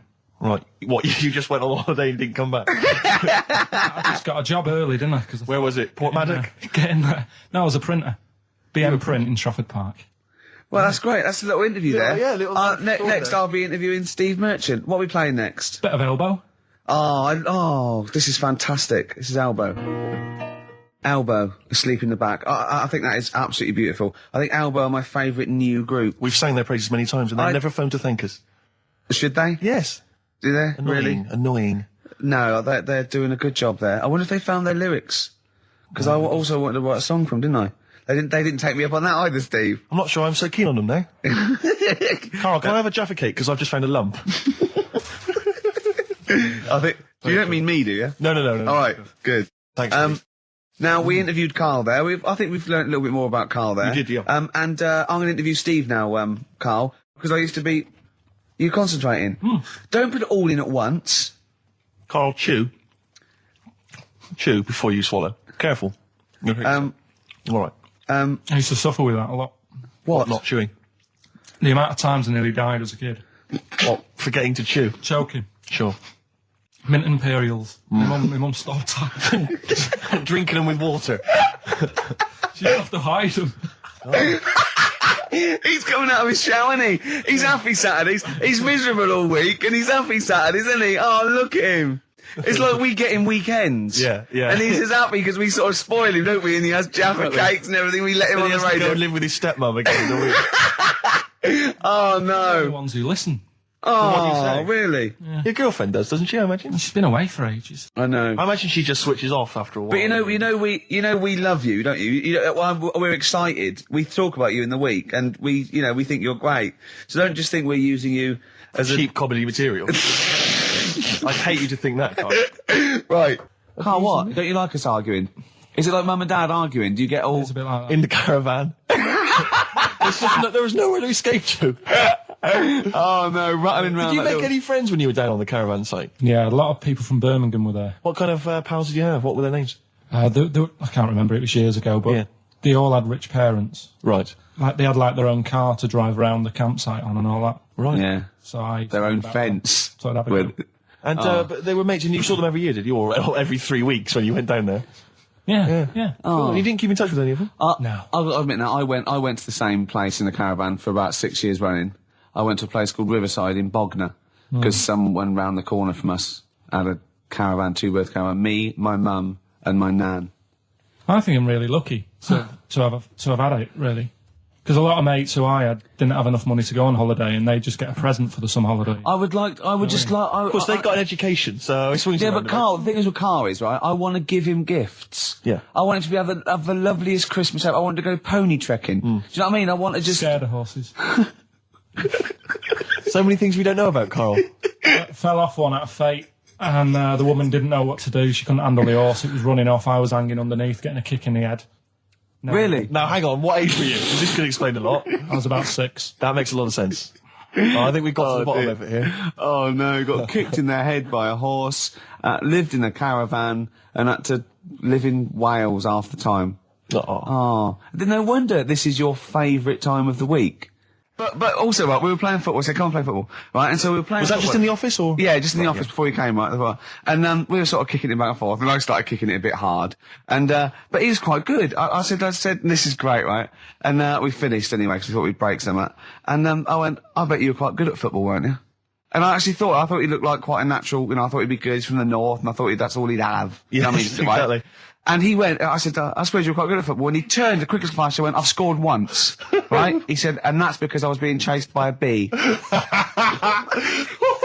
I went, save it. Yeah. He went, no, I said, please save it, because I wanted to see that. No, you can continue now. Please tell us the rest of the story. You've scored a goal once because you were being chased by a bee. Yeah, you've done it now, really. I was on the... There must be more to that story, Cayman. I was in the school team. I wasn't that good as a kid at football, to be honest. Mainly down to, I think it's because my dad wasn't into football. Right. And I think that's the way it works, isn't it? If your dad's into it, then you could be a footballer when you're older. Sure. Yeah. Because you're into it. And so I was in the school team because I got on with the other lads. And they let me in the team. Popular guy, yeah. Sure. And yeah, I was stood there doing nothing because I didn't really know what to do. I never knew which way I was meant to be shooting. Yeah. I got all that messed up. Yeah. I just stood there, right, and with my hands behind my back, and something landed on me, on like this part of my thumb. You can't just point, it's radio. It's this bit here. Right, yeah. The base of fleshy your thumb. bit, the fleshy bit of the thumb, yeah. And I thought, oh, what's that? And I looked down, and It was a a bee. thumb. Oh, it was a bee, It yeah. was a bee on me. So I start running, Yeah. try to get away from it, and bees. Actually, something interesting about bees: more chance of getting stung by a bee in windy weather than any other sort of weather. That's incredible. Anyway, so I'm running away. And he said there was no more. Extraordinary. I've already learned many, many things. You're being chased by the bee. It's So windy. I'm running. It's on your thumb, is it still on your thumb now? It's sort of gripping onto me like a stag beetle. Clever. I love it. Oh, Or a bee. yeah. So Yeah. I'm running. I'm running towards like the goal. Yeah. Oh God! And the ball comes to me. Yes. Wallop, get it in. Brilliant. What happened to the bee though? Did it sting you? They die, don't they? I mean, ultimately it died, sure, but did that particular moment I did mean, it sting you? this was probably about 20 years ago, so I imagine. No. Once a bee stings. So you, did that's it sting Yeah, you? but did it sting you? Yeah. Right, that was the question. When did it sting you? When I was playing football. Carl, do you mind me asking, you say you're on the school football team. Was there just 11 boys at your school? Well, now you got in the squad. Listen, Carl. All I mean is, at what point in this story did the bee sting you? Straight away? After or half time. Play a record, man. Oh, he's the best! What was that illness years ago? Right, there was a couple of lads at our school Oh, yeah. had really big heads Right. and webbed fingers. And webbed fingers. And Sorry, wait. Was that... Hold on, did you find him in a pond? Did they used to be little tadpoles? no, Carl, you're not confusing your past with an old episode of Doctor Who, are you? What were they called, these two? I didn't mix with them. It was just like... Of course not. There was nobody thought anything of it at school. 'Cause it No, was like, sure. you're used to it. Yeah, it's the North. There goes the creature from the Black Lagoon again. Yeah. He's He's late. brilliant at trigonometry. He's late for double maths. Yeah. But, yeah, I didn't think anything of What it. is it called? What is the disease called where two fellas, are they Not even related. rubbish? Not related. Were you near a nuclear power station when you were growing up? Yeah. You weren't really? Yeah. This explains so much. This has got I a bit don't heavy. think that's it. Hey, talking of enormous heads, Yeah. you were at the Pop Idol final, weren't you, Rick? You went Yeah. down there just because obviously Rick's a huge fan of Pop Idol. He wanted to be there. He wanted to give his support. Quite seriously, there was no irony there. We were Yeah, he having genuinely great is a time. fan of it. And he was. You sort of had photos taken with various people. Yeah, didn't of you? 'Cause course. you were a bit drunk and you wanted to have a memento of it. It's obviously a Yeah. picture of you with Fat Man Rick Waller. Yeah. Yeah. But the best one is a picture of Ricky and his girlfriend with Dr. Fox. Yeah. Whose head It's twice the size of mine. any other head. It's quite remarkable. I He's don't know how like they a make it. barrel. He's a lovely bloke, and it was really nice to meet him and everything. But and he looks like an immaculate tan. And he's always happy, and he's he's. It just looks really on the good. picture, it looks like someone you might see in a carnival who's built a huge papier-mâché head. And it just, we're like Frank Sidebottom, and just sort of walking down the road. It's just incredible. Dr. Fox didn't used to go to your school, did he? He used to hang around with a mate. They were great swimmers. They were brilliant swimmers. Oh, God. In the week, I called Karl up. I said, how are you, mate? He went, not too bad. Now, as you know, his girlfriend's been away for ages, hasn't she? Covering the World Cup, the African Nations Cup. She's a sports journalist. Well, yeah. All right. Okay. I love the fact you're thinking, what does that mean? Like, well, she's not much of a journalist, Rick, to be honest. I've read some of her stuff. No, but she's not on air. She does stuff, you know. Yeah. Behind the scenes. Yeah. Sure. A lot of journalists do. You always want to make clear that you're not going out with Kate Adie. That's what you want to make clear, isn't it? Yeah. Now, so she'd seen none of the meteoric rise of Karl as a Right, 'cause broadcaster. she's been away for the whole time a since you've sort of raconteur, become... a wit, Yeah. a cult figure, to be honest. And he hadn't told her this, so apparently he went home and she was sitting there, looking a bit grumpy. He went, all right, so yeah. She went, should we go out then? She went, I'm not sure I want to go out with an idiot. Right? Oh, no! Yeah, and she went, Loch Ness Monster. Why don't you just think? Of course the Loch Ness Monster lives in Loch Ness. And she was giving a bit of a hard time. And she went, that's why he said, that's why I didn't tell her. I didn't tell her really. Same thing happened when I was at school and I had to play drums in Little Donkey. I didn't tell my parents, right? But my dad turned up anyway. And what happened? He, How old were you, Carl? well, it was the school that I used to go to. Oh, yeah. Like, Oh, yeah. So- You went, you used to go to the school you used to go to? no, but what I mean is, on. I didn't go to secondary, did I? Sort of missed a lot of that. Sure. But primary, I liked. Oh, it was okay. all colouring in and stuff. Yep. And it was a Christmas play, and I managed to get a part in it. And, Did you audition? got a part in it, and I should have been playing the drums to the one about Kings. We Three Kings. Yeah. I was meant to be doing that, but Little Donkey came on, and it was one of those. What do you mean came on? That was like next up on the next song, Right. and it's one of them songs that you can't help sort of. Tapping along to. Yeah. Do you know, like if I was to go, Yeah, you'd have to finish it with... yeah. Do you know that they actually send that into space? Do they? And What, hoping that aliens will respond with that? yeah, they do that because apparently it is one of them things that you can't help. What, even if you're an alien life form? Yeah. They know that, do they? Yeah. But anyway, What, because they watch Star Trek or something? Hello. Knock, knock. Yeah. no, seriously. Is it true, like, if you who's send there? out knock knock into space, yeah, they have to say... Oggy, oggy. Oh, that You do this. is You look great. into it. Seriously. Oh, hold on, what's something out there? What's a little green fellow? That is great. Yeah. So anyway, That is Little Donkey is like one of them tunes that you can't. And I was there, and I had the drumstick, and I thought, oh god, The drumstick. I could feel myself. And anyway, Just wanting to do it, yeah. I started going along and playing Little Donkey, which I wasn't meant to do, but it went down such a storm. What, were there people like parents and that dozing off, and then suddenly they heard your version of Little Donkey, and they thought, wait a minute, now it's really picking up. What do you mean? I'm glad we paid £1.50 for this. What do you mean it went down such a storm? I'm going, hold on, was it like when People have Ringo... lights in the air. You know, like when Ringo joined the Beatles, now going, Yeah. boo, Pete Best, but he went...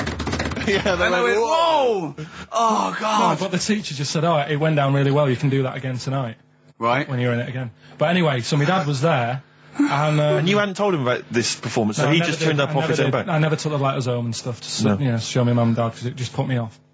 So, anyway, he turned up, don't know why, he must have heard from someone else's dad. Yeah. He turned up, and he swore about me, which Did he? I don't... Could you use a word it's allowed that's... to be said? The word? Of course it is. Right.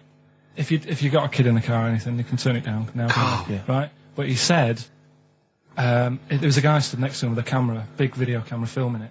And he said, yeah, film it, but try and avoid getting the twat in the hat in the shot. Because I had one of those porters, you know, the little round pork pie hats on. Right. This is so sad. What, was this a nativity play? It was about Jesus and stuff. Yeah, well, there was a porter there helping him with his bags. Of course there was, I forgot. I mean, Mary and Joseph, they got there. Yeah, because it was the hope, you know, because the inn was full. Yeah. But I think the porter doubled up with the inn and the stable. Right, that was nice. So he carry bags over, yeah. Yeah, no, so yeah. You're right, though. I don't know why I was wearing one of them. But I was. And your father said that? And how did you know your father said that? Did you hear it? About it later. Oh, he told you about it later? Yeah, I was talking about stuff I'd done at school, and he said, oh, God, remember that. And I spoke to him the other day about it. Right. And, yeah. Oh, God. So that was the end of your sort of drumming career, really? Because it could have been, I mean, you know, the audience loved it the night before. Yeah. You could have, like, been, who knows, a whole new world for you. Yeah. Have you done any stuff? I've never drummed. I wish I had, man. That is that's a movie story, but... Is that, and that's why you don't tell, your mum and dad don't know you on the radio, do they? I think when they were down the other weekend, they had to come in, I just said, oh, just go in and press the buttons. Because they could listen on Sky Digital, couldn't they? They could do. But you wouldn't want that, would you? I don't want that. No. Play a record, and I want to talk to you again a little bit about this later. Yeah. Right. Anyway, Karl, look, you almost let it slip then as you were talking about your filling out that application form. There's some big news that everyone needs to know, which we were stunned by in the week, although the more we sort of talk to you, the more it starts to fall into place. Yeah. But Karl, what's the story? That I haven't got me exam results from the GCSEs. He never turned up to get his exam results. I was working. And so, how many did you take in the end? Because you weren't even sure about that, were you? You think you took maths and English, don't you? Yeah. And you think you've handed in the artwork for art, don't you? Now, art was continual assessment, wasn't it? Coursework. And what was that you made? I made a man sort of putting his arms into a car. You've made a model of a man putting his arms into a car. What was this? So that one's passed. Was that this a homage to break-ins in Manchester? Was this? What was this? Oh, look, he does what he sees. Yeah. So you've got that. That's safe. You definitely got that one. So you've taken art, you've taken English and maths, you think? So this is what we're going to do, listeners. We're going to try and find out his exam results for him and tell him next week. Live on air. We're going to call his school, we're going to try and track him down, and we are going to have a little envelope, and we are going to give Karl, at the age of 29, his O-level results. GCSEs, yeah. Now, Karl, so you took maths, yeah. You think, you took English, do you remember turning up to do those? Do you remember sitting in the room filling in the forms? Yeah. Okay, and how did you feel you did? I don't think I did well. You don't think you did well? Did you revise? No. Why didn't you revise? Because I don't really believe in it. Okay. Well, it's just that if you don't know it, then you don't know it. You shouldn't have to start looking at a book. If I went to like the hospital, yeah, and the doctor said, "Oh, you need your appendix out," but hang on a minute, I've just got to read up on it. Yeah, that isn't good enough. Okay, he should know, and that's the way I feel about it. To be fair, though, he did do the revision beforehand. Yeah, they don't usually pass on, maybe when they're in practice. Yeah, information they took in by osmosis. Yeah, yeah, and bloke comes in and goes, "Can I just see what you did with that?" And I goes, "You've passed." Yeah. Phew. That's a good one. Yeah. Good job I watched Casualty. I just like the way, the things that interest me, I remember. Things like snakes not having ears and stuff. Yeah. I didn't have to read about that. No, you just learned that, yeah. You saw it on the telly, didn't you? You saw it on that Ian Wright programme. Yeah. Yeah. And this is what Karl said to me. He said, it's actually, I called Karl up in the week, and Reese was with him. Reese used to be on XFM, and he took the phone, and he went, "Karl's worried, I've seen that programme." He said, "Snakes don't have ears, right?" He said, "So you can creep up on them and pick them up." And he said, "Karl's worried." He said, "How do you ever put them down again?" Because then they know you're there. I woke up the other night, quite late. Worried about that. And I said to my girlfriend, I said, "How do you put a snake down?" And she said, "What are you talking about?" I said, "That Ian Wright thing, this guy managed to pick up a snake. And do you know that thing where they clamp its head on a jar to get the poison out?" I do now. Right? They did that, but they didn't show you how they got rid of it, and I thought, it could really get nasty, because it's obviously annoyed that you've had its head pressed in the jar. Yeah. Yeah. Right? They hate that. Now... Especially as it's in front of their mates. When you lift it off, yeah, right, you've got hold of it. Yeah. If you go to chuck it down, it's going to turn on you. It's going to go wild, isn't it? So, I just wondered. Well, what you do is you never put it down, Carl. Yeah, that's why that bloke has got about 11 or 12 just carrying him. Exactly. Yeah, you never put it down. You sling it. Who cares? You just throw it, don't you, really far. That's not that. I don't think you should throw. But Carl, listen, don't worry. We're not asking you to get involved with snakes. We're just asking you now. You've done maths, you think? Yeah. Did no revision for that? No. Okay. English. Do you remember what it was? Did they ask you about Shakespeare? Did they ask you about I books? remember, but I must have done it because I thought that was. It was English language, not English literature, wasn't it? So it was like spelling and all. So was it? No, was it like a comprehension? You read a passage and had to ask questions on it. Was it? Did you have to write a short essay? I don't know. I can't remember any of that. Okay. I did a science. Okay, physics or chemistry? Physics. All right, well done.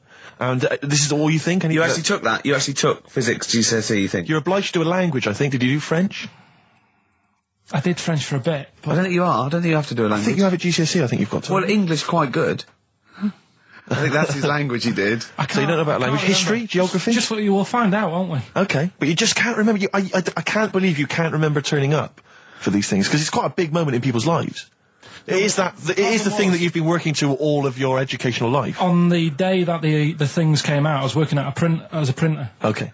And it was a really busy day. A lot of spelling mistakes that It was day, a really that busy paper, day, so you're bound to forget. Yeah, yeah. No, but I had to use gold ink that day. Oh. And it's, Yeah, I mean, you're yeah, not a printer, yeah. so you don't know. No, that's the biggie, innit? But it's tough, you've got to really get your rollers clean. Carl, play a record, mate, and good luck with the exam results. Hopefully we'll have them for you by next week. Black Rebel Motorcycle Club, spread your love. It's time to give Carl... You're actually nervous, aren't you? I'm a little bit nervous. Just to recap, Carl is 30 this year. He never went to get his results of his GCSEs. So myself and Steve took it upon ourselves to phone his school, track them down, and we actually got your results. What did you think you took? Did English. Right. Maths. Yeah. Art. Right. And I think I did physics. Okay. Well, you didn't do any of them. Eh?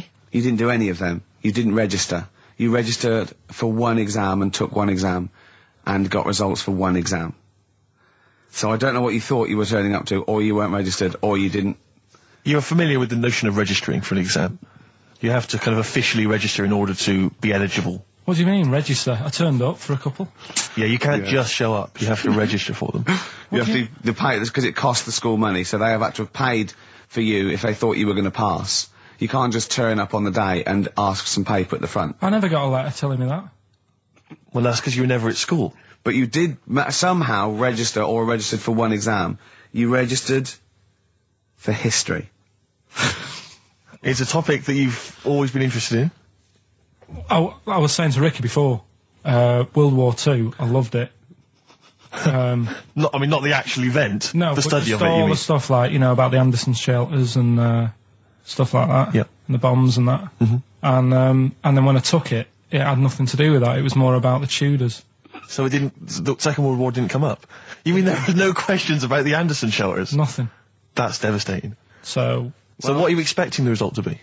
Is that seriously? Is that it? Yeah, it's the only one you took and registered. As far as the school is concerned, or certainly in it's the only one that counts. counts. It's the only result. It's the only one that counts. Yeah, you've got. I don't. Did you register for yours? Yeah. Yes. I have. Yeah, I've got certificates and everything. So what? Do you do that before the exam? Do you have to go somewhere and sign something, or? Yeah, you don't check your results and then decide if you want to register. It's not like Millionaire when you look at the question and go, I think I'll take the money. Yeah. You go. No. But anyway, you must have registered for one, or maybe your teacher put you in for it. Well, I didn't do it. So They must have been someone else confident. They registered must for have been confident. They must have thought your best bet was history. me. Right. So, what did they get? You got an E, which I think, technically, is a pass. E. It's a bad pass, but there's F, and there's how much You're not going to be you doing a PhD. you can get an F, right, which is fail, and then a U, which is ungraded. Now, I don't know why the U exists, because F means you failed. U is like them going, you not only failed, but you wasted my time. So We're annoyed that you took this exam. So you thought they'd register me to get an E? Well, they didn't. Well, they think didn't. you'd I get think any. they were hoping. It was rather like you with the lottery. They were hoping see- for something better than You nothing. see, I assume that the man who registered for that thought he can scrape an E if Anderson shelters come up. Yeah. Well, that's it. You've got. Now, what I'd like to do, Carl, is I've started your re-education. You've read a book on Rasputin. I'll be asking you a few questions about that later. I've got another book for you to read next week. Next week, I'm not in the mood. What? Not in the mood. Oh, come on. Look, what's that? What does that say? It's that fella, it's the picture of the bloke that he used to use for Citizen Smith. Yeah? Che Guevara. Yeah. Yeah. He was quite happy, I think, when he found out that Robert Lindsay was involved. He went, yeah, of course you can. No worries, yeah. What are your feelings, Carl? What do you think? Are you depressed? I'm just a bit annoyed because I'm sure I turned up for more, so it just wasted me time.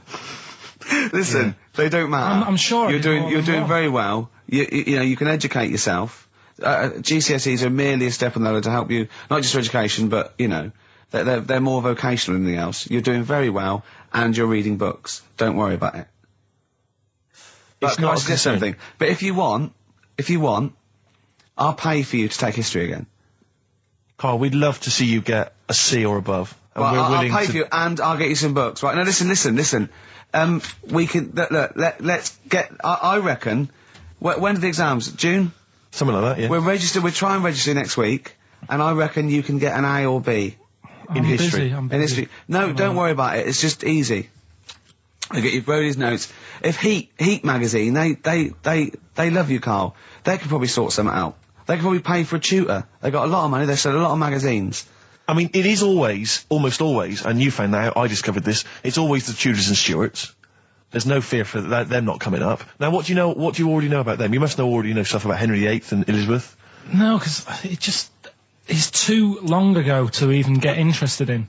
Do you know what I mean? You can't. Is that why you didn't? To it. Okay. The Anderson thing, it was like, God, you know, I bet my mum and dad were in an Anderson shelter. You know, this is interesting. What, when they... Oh, my granddad would have, like, had something to do with this. But the Tudors, it's like, I don't know even if they had a family back then. Play a record. If we come back Hang to on, this. hang Sorry, on. I just because I need to introduce the new feature. Yeah. For the I record. don't know if I had a family back then. Carl, listen, let me just ask you now, right? If you can finish this sentence, we've got a chance. Divorced, beheaded, died. Divorced, beheaded. Died. What is it? We just need to do a little bit of work, but otherwise I think you're going to be fine. It's how you remember what happened to Henry VIII's wives. They're little... Divorced, beheaded, died. Divorced, beheaded... It's like spam. Support... What's it? Support, protection, anchorage, movement. That's how You're going to... That's nothing to do with the Tudors and No, Stuarts. nothing to do with the skeleton. Yeah, see, no, we're not doing biology. Mnemonics and acronyms. What happened to Henry VIII's last wife? Did she die, or did she not die? Divorced, beheaded, died. Divorced, beheaded. Do you know that the only king that has got a moustache is... No. The only king that hasn't got a moustache is the King of Hearts on the playing cards. What's the record you're going to play? I want to resurrect the career of a different artist each week. This is an artist who's overlooked by the general public. The red card. This is Amy Mann, and she always seems to get overlooked. This was a single a while back. Well, I think it's one called eye. Red Vines. Play it, Carl. Fantastic. You see, what upsets me is the way that Amy Mann, she's written songs as good as that, she's released it as a single, she had to, I think, put the album from which that's taken out by herself over the internet. She was Oscar nominated for the songs in the film Magnolia. She couldn't get a record label, I don't know if she's now got one. And yet there's people like Alanis Morissette shifting... That is shed loads of songs. I don't understand what the rules are. I don't know why she's not a household Carl, name. well, there's beautiful things like that in the world. Why do you care about epoxy GCSE? What did she get for history? What did she get for history? Yeah. I think she did very poorly. Why do you care? See, I was just going to say, this has backfired a little bit, because Carl is genuinely... I don't know if he's actually upset or embarrassed, but it doesn't matter. Why does it matter? You were 15 and didn't go to school. If you were my friends, I think you would have just said, oh, we can't find them. Why? But you just wanted matter, to know. What's to do with that? Well, what do you mean? What do you mean? It's ridiculous. Do it again because you want to learn, because there's great things in the world to learn about. Don't worry. Look, GCSE is vocational. Is vocationally for a 15, 16-year-old to go on to do A levels or whatever, or to get results. But you don't need that because you've done very well. You don't care about the Tudors and the Stuarts. I mean, you know. I mean, I've had a couple of jobs, not this one, because you don't need qualifications to get a job. Obviously. In the radio. Obviously. You're absolutely right. But the ones that I have got in the past, I did, because I didn't collect them, I had to lie. And I didn't like go mad. I didn't say I had A's and stuff. But I didn't put history down because I didn't even know I did it. So it's a bonus. I kind of treated myself to like a D and a couple of C's and that. So it's like, well, he's not. I love the fact that Karl even then was honourable. It's like, I'll at least put down the ones I think I took and lie, but the ones I didn't take, I won't lie about. Yeah, and don't give yourself a B. Exactly. If they're going to find out you lied, give yourself a B next time, It could Karl. backfire, couldn't it? I mean, my brother's a bit mental and he used to do things like go for jobs and say, oh yeah, I've done this before. Like being a mechanic and he's never even picked up a spanner. And yet, he'd have the confidence to go and try and fix cars. Well, I'm not that daft, but, God, and he. Who do you blame for this? That's just an easy way out. I have to blame myself. No? Yeah. What was the teacher like? Well, there's loads of different ones. I didn't like... I mean, the history teacher, it is my own fault because with her, she's a bit mental. And I used to kind of stop the lesson by saying, oh, miss, tell us about your fireplace you've got that is made from a gravestone. Because that's what that would stop any English teacher in their tracks. And she loved telling you about it. Yeah. It was like, oh, I learned that from a teacher. So that's why I didn't know about divorce, head loss, and all that. Yeah. Dandruff legs. Horse, head loss, dandruff legs. But remember now, divorced, beheaded, died, divorced, beheaded, survived. That's all you got to remember. And what's that? That's what happened to Henry VIII's various wives. In order. What does it spell out? No, it doesn't spell out anything. You just got to remember the rhythm. In order in which he married. Yeah, but it helps. It's like when my mum taught me the alphabet. She taught me as like a song. A, B, C, D, E, F, G. Yeah, constantly. Yeah. No, not like that. Huh. That's how everyone else could do it, and I couldn't do it that way. Why? What tune did she do it to? It was A, B, C, D, E, F, G, H, I, J, K, L, M, N, O, P, Q, R, S, T, U, V, W, X, Y, Z. Karl, have you ever logged on to Friends Reunited? It was the site that everyone was talking about last year. No. Are you aware of the concept? I've heard about it, but there's no one from school who'd want to see it again, really.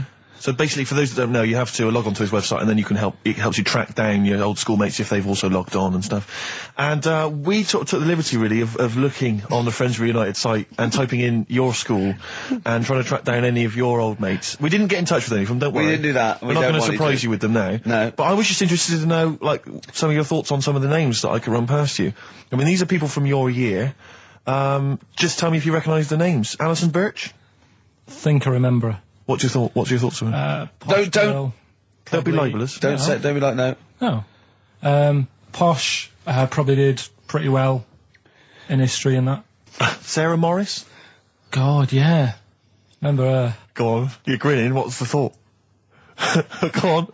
No, just she was all right. She was a popular one. What does that mean? She was nice. Yeah. Okay. Okay. What about Darren Buckley? He was one of my best mates. Was he really? Yeah. Seriously? Yeah. What do you reckon he's doing now? Do you still keep in touch? When my mum and dad were still in Manchester and they had a butty shop, he used to go in because the bookies was next door. I know the way you paint a picture. If you did this in your history exam, Karl, you will walk it. Go on. So your parents had a butty shop. There was a bookies next door. Yeah, and he liked having a bit of a gamble, so he used to. I think he works for some insurance company. Do you think that his fiancée Beth knows he's got a gambling problem? Or that his 2-year-old son Lewis? No. Yeah, they live in Cheadle Holme. Hume. Cheadle Hume. He must be doing well. He's still supporting the Blue Army and frequents the shrine on a fortnightly basis. Funny thing with him is, right, when I used to stay over at his house, and his dad was a copper, and I remember his dad came down and said, right, I want to see you two. I was like, oh God, what's happened? And got us round the table. And he said, do you know much about drugs? So we were like, what's all this about? So he goes, you know, they're not good for anyone, you know, the stupid thing to get into. And we're like, yeah, we know. And he went, you know, do you? We said, yeah. He said, what's this then? And he'd found something in his bedroom, and it was a Skittle. What, the sweet? Do you know little sweets with the S on it? And oh, really? Drugs. Yeah. So he said, well, yeah, it's a Skittle. Yeah, I know what it is. Oh, he was bluffing like that as a slang word. Yeah, he thought because he was a copper, he probably had to be down with all the terms and that. So we said, oh, it's a Skittle. And he said, yeah, I know what it is, but what's it doing in your bedroom? Oh. It was like, no, it's a toffee. So, Darren, Yeah, I know, it's a toffee, it's a squib, it's a, yeah. Karl, more people from your past. Debbie Carr? Yeah, she was another nice one. What does that mean? Is that a euphemism? No, she was one of them that you'd sort of go, she's nice, but she'd never be your girlfriend. Do you know what I mean? She was, Not really. Even though she was in the same year, she seemed a lot older. Right. And It wasn't a teacher, was it? There was 3 of them who all hung together, and they seemed to hang around like the older kids, the ones who looked like men. Do you know what I mean? What did you look like then? Well, it's just that I had youthful sort of looks, whereas like the older ones had like beards and stuff. It's the gang of boys in the 5th form with beards. Were they smoking pipes? Come over here, me filly. You, Debbie Carr, come over here, you little beauty. No, but she was like... I love that. They were hanging around with beards. There's the big boys. Oh, fishing. That's lovely beards. What do you I mean? just see a whole row of George Bernard Shaws. Brilliant. How do you do in history, boy? Think got an E. You're an idiot. Oh. They were like, I'd be there sort of punching people in the arm. Because we used to play that at that's a school. great game. Oh, I love that. Punch people in the arm. Is that part of the Olympics now? it's I think it was exhibition this year. Right. But it's going to be a pro next year. It's going to be the Winter Olympics because you've got to do it in just a cap sleeve shirt in winter. Yeah. So you're playing that? She, but whilst I But was she didn't doing appreciate that. She used to go, ow! No, I always think whilst I was doing that, they were like the Charlie's Angels and they'd be sorting out a mission somewhere. Because they were really like, there was something about them that you thought, they're special. They were private detectives. What if it worked for a man they never see? Okay, here's a name I'm interested in because, let me just tell you the name first. Adam Clifton. Oh. Go on, what are your thoughts on Clifton? He was one of them kids, he was alright, but he had that thing when, if you didn't have enough milk, he had like, wrinkly hands and like white bits in his nails. Oh. Because you didn't have enough milk? Yeah. So therefore, you didn't like him because you didn't get enough milk? This is not to be confused with the 2 people with the big heads and the web feet, is it? Web hands. Well, this was I know that they weren't related. They must have been somewhere along the evolutionary sort of trail. Do you know what I mean? They must have come from the same sort of stock. But you wouldn't have liked him. He's just one of them people. He was all right, but before you say any more, on Friends United, you can leave a little message which explains what you've been doing and what your life's like now. And most people leave maybe 2 paragraphs. Yeah. Adam, I've printed it off. He seems to have printed. I think there's about 6 pages here of stuff. He keeps updating it, and he just basically lists his memories about everyone. Okay, at the school and what he thinks of everyone. And he says, I often see Simon, he's doing all right for himself, self-employed illustrator, Mark Cooper, Karl Pilkington. Right. And your name comes up. Now, I don't know if you've told us this story. I think you may have done, but I can't remember the facts about it. It just says Karl Pilkington with his pet bird. Was it a magpie? I can't remember. He brought it to school to show everyone and it flew away. Oh, God. Oh, no, they do that, don't they? You show them what was the story there, You give them seed and they just leave. What do you mean? Well, this sounds like Kez. Well, that's it. I was a big fan of Kez. And it was the time our dog had just died. Yeah. So I didn't have any pets and the cats were always getting run over. Yeah. And so we didn't want any more pets. Yeah. But there was a magpie that used to fly about on the estate and I managed to sort of tame it. And in the end... With a chair and a whip? What do you mean you tamed it? Well, just used to sort of hang around it and talk. But how did you get hold of it? Did you catch it? Well, eventually, yeah, it used to just come to me. And the annoying thing was, it got to a point when I wish I hadn't bothered. Because it used to pop me bike tyres. It used to sit on like, if I was talking to my mates and I was on my grifter. I love the way he just throws things in. It's like an Alan Bennett play. It landed on my tyre and it used to peck at the tyre and pop it. And then it used to then never go away. So it was always like around the house and my dad said, never bring it in. So he used to sit on the porch and I used to go out and it used to fly down and land on my head. Oh. And it really hurt. It used to like peck and stuff. He thought it was a tyre. So it wasn't so much tamed as a stalker. Oh, God. So you took it to school and it flew away? Yeah. So did you take it in proudly going, look at my magpie? Oh. Yeah. Oh, no. I think it got a bit confused in the area that it was in because I used to just keep it sort of around our estate, but Sure. the school was a bit of a distance away. How did you get it there? Tying it on my finger. Did you walk? Yeah.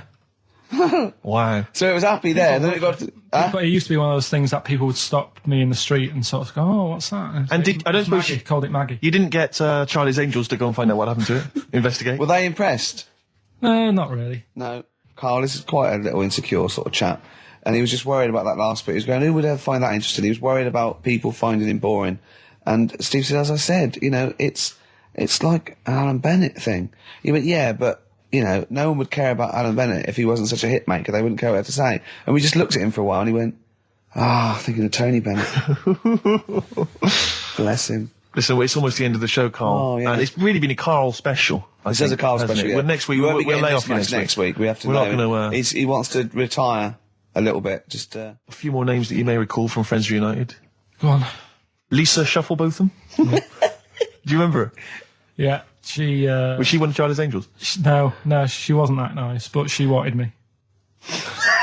her and a mate Rachel, I remember, I don't know why, but it was some sort of PE lesson where it had to be a bloke and two girls, and they were fighting over me. Could you hear what they were saying? They were just like, I want him, and I was loving it. Stuck in the middle, and they were fighting over me. And then the next week, I thought, I'll sit near them. What sort of game do they play at this school? I don't know.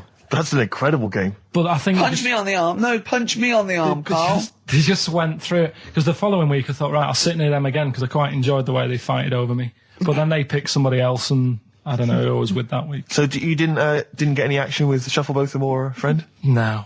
And as she got older, she went a bit off. She's not that good. She's probably nice now. It's just, I mean, I'll say about myself, when you get to sort of the end of secondary school, you do sort of go a bit odd looking. Right. Do you know what I mean? When your sort of head grows funny. I would just love to go back to his school of that era. I mean, just what happened to people, whether, you know, all people sprouting limbs. No, do you know and what I mean? things. When you're like 12 and that, you quite, no, not 12. When you're 10, when you're 7 to 10, you sort of look healthy. And you look at your pictures when you go, yeah, I was a good-looking lad. But then when you get to late secondary school, something happens, and you just look a bit odd. Okay, well, what about Alison Thorpe? Not sure about her. I sort of know the name, can't put a face to it. Damien Comer? Again, know the name, Yeah. can't remember anything. No. Yeah. It's a shame. Well, these are pretty much all the names I could find. We've had some interesting thoughts, though, and interesting anecdotes. Yeah. Anyone in particular that you'd like to say hello to that maybe listening now that No, I think I would have mentioned Darren Buckley if you hadn't have brought him up. Oh, right. He was like my buddy. Yeah. Did you ever see the Magpie game when you took it to the school and confused it? No. You're joking. That was the end of it, was it? Yeah. So where did it go? Probably to some other kid. Because, I mean, actually, it probably got killed. Because if it was being that friendly with other people, some people might have took advantage of it. In what way? Well, there was a programme on the other week about... What, in the way that Shufflebotham was trying to take advantage of you? There was a programme on the other week about bear whisperers. Yeah. And some blokes got really friendly with a bear. And then when they were leaving that area where the bear was, they said, oh, we've caused a problem here because there's some bear hunters coming in and moving into this area. And it's going to get a bullet if it acts like this. So they had to scare it away. And that's what I should have done with Maggie. I should have terrified it a little bit so it wouldn't trust humans. Just introduced it to some of your schoolmates, I'm sure, would have freaked it right out. Well, the ones with Maybe the that was big why head- it fled. It didn't see. Oh no! It didn't see those two fellas with big heads and webbed hands coming towards it, did it? That would have terrified anything. It's like a scarecrow, like two walking scarecrows. Listen, have we got time for a song for the ladies? What's happening? We've not really thought. Quick then, quick, just do it. Just do it. Thanks very much. Well, hang on, no, we haven't lined anything up, have we? I was going to play Mary Lawson and that for you. And then Is this going to be the final track? It has to be. Yeah, it would be, yeah. We've blown it. We've blown it on the Carl special. We have indeed. I'll play it next week. So Carl there's got an E at history in GCSE. Any history teachers, anyone who can help Carl out, I think we should try and register him and take it this June. So what's your homework for this week? You've got to read about Che Guevara, haven't Yeah. you?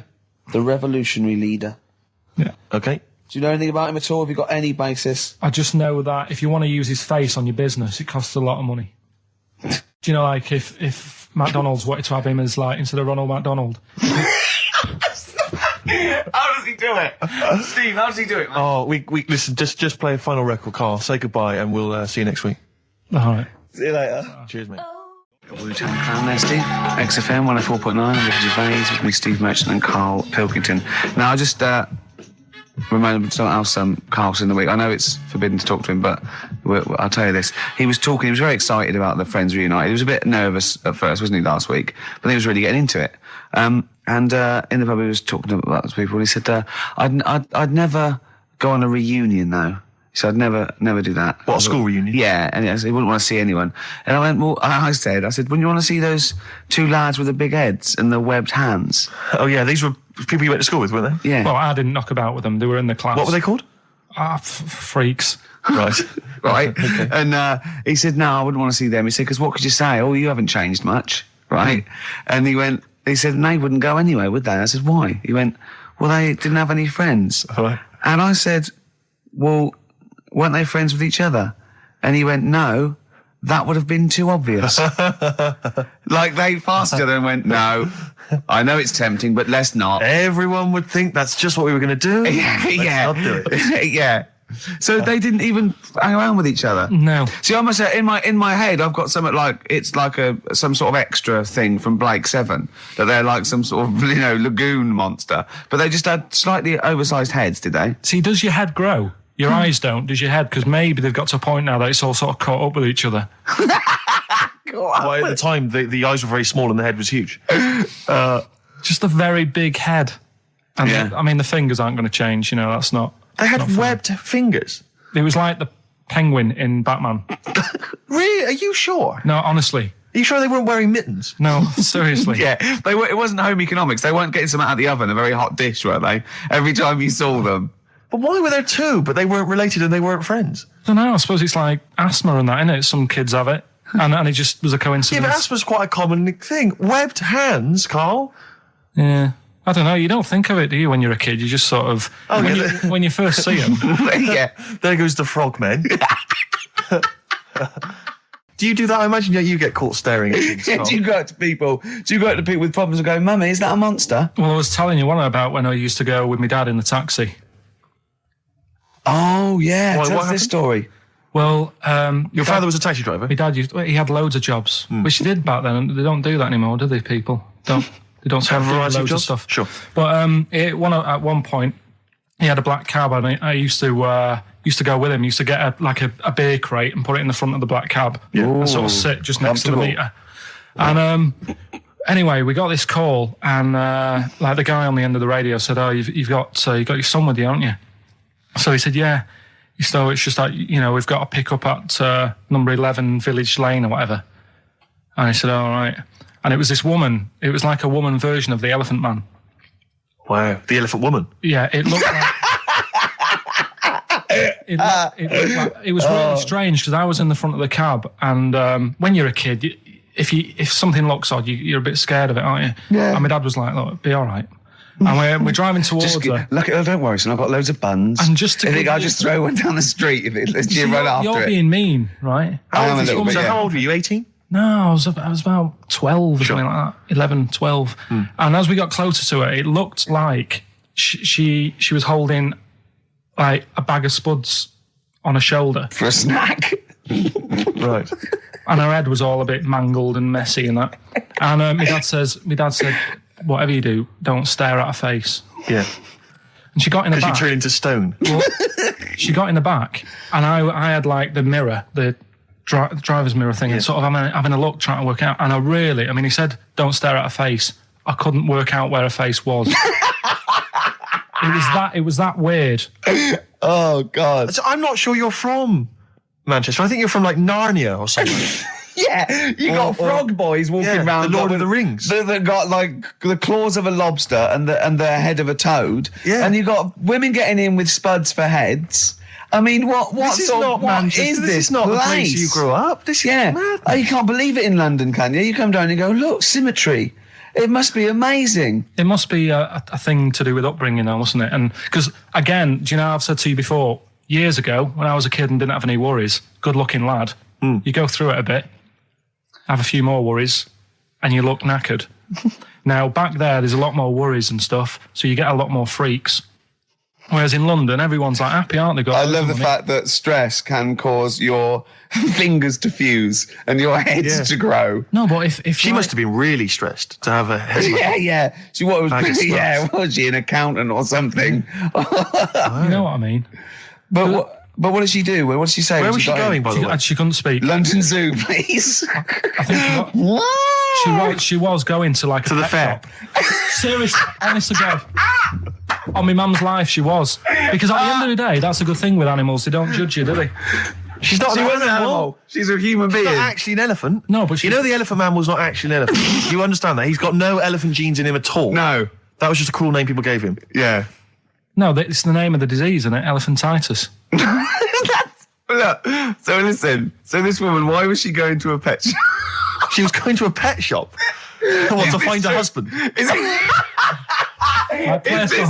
this true? No, it is true, yeah. Oh, God. I'm not taking the mickey because it must be so really bad for you. Of course it is. Carl, I'm going on to you today about cutting myself shaving. Yeah. I was going on about that. To think that she's probably not alive now, but to think... But you're saying that you're going to say this is a worse problem than a little cut shaving, aren't you? Yeah. Yeah. Do you know what I mean? I think you're right. Carl, there's a couple of key questions I need to ask. One, if she couldn't talk, how did she tell your father where to drive it? Did she have it written on a note? Did she point with her nose? Yeah. Right, this has got silly. Pick your song. But also, finally, where did you say she lived again? It was like in a village, a little small village. Right. Just hidden out of the way. All I'm saying is we could maybe get like some sort of coach, book some coaches, get a coach party up there to have a look at her.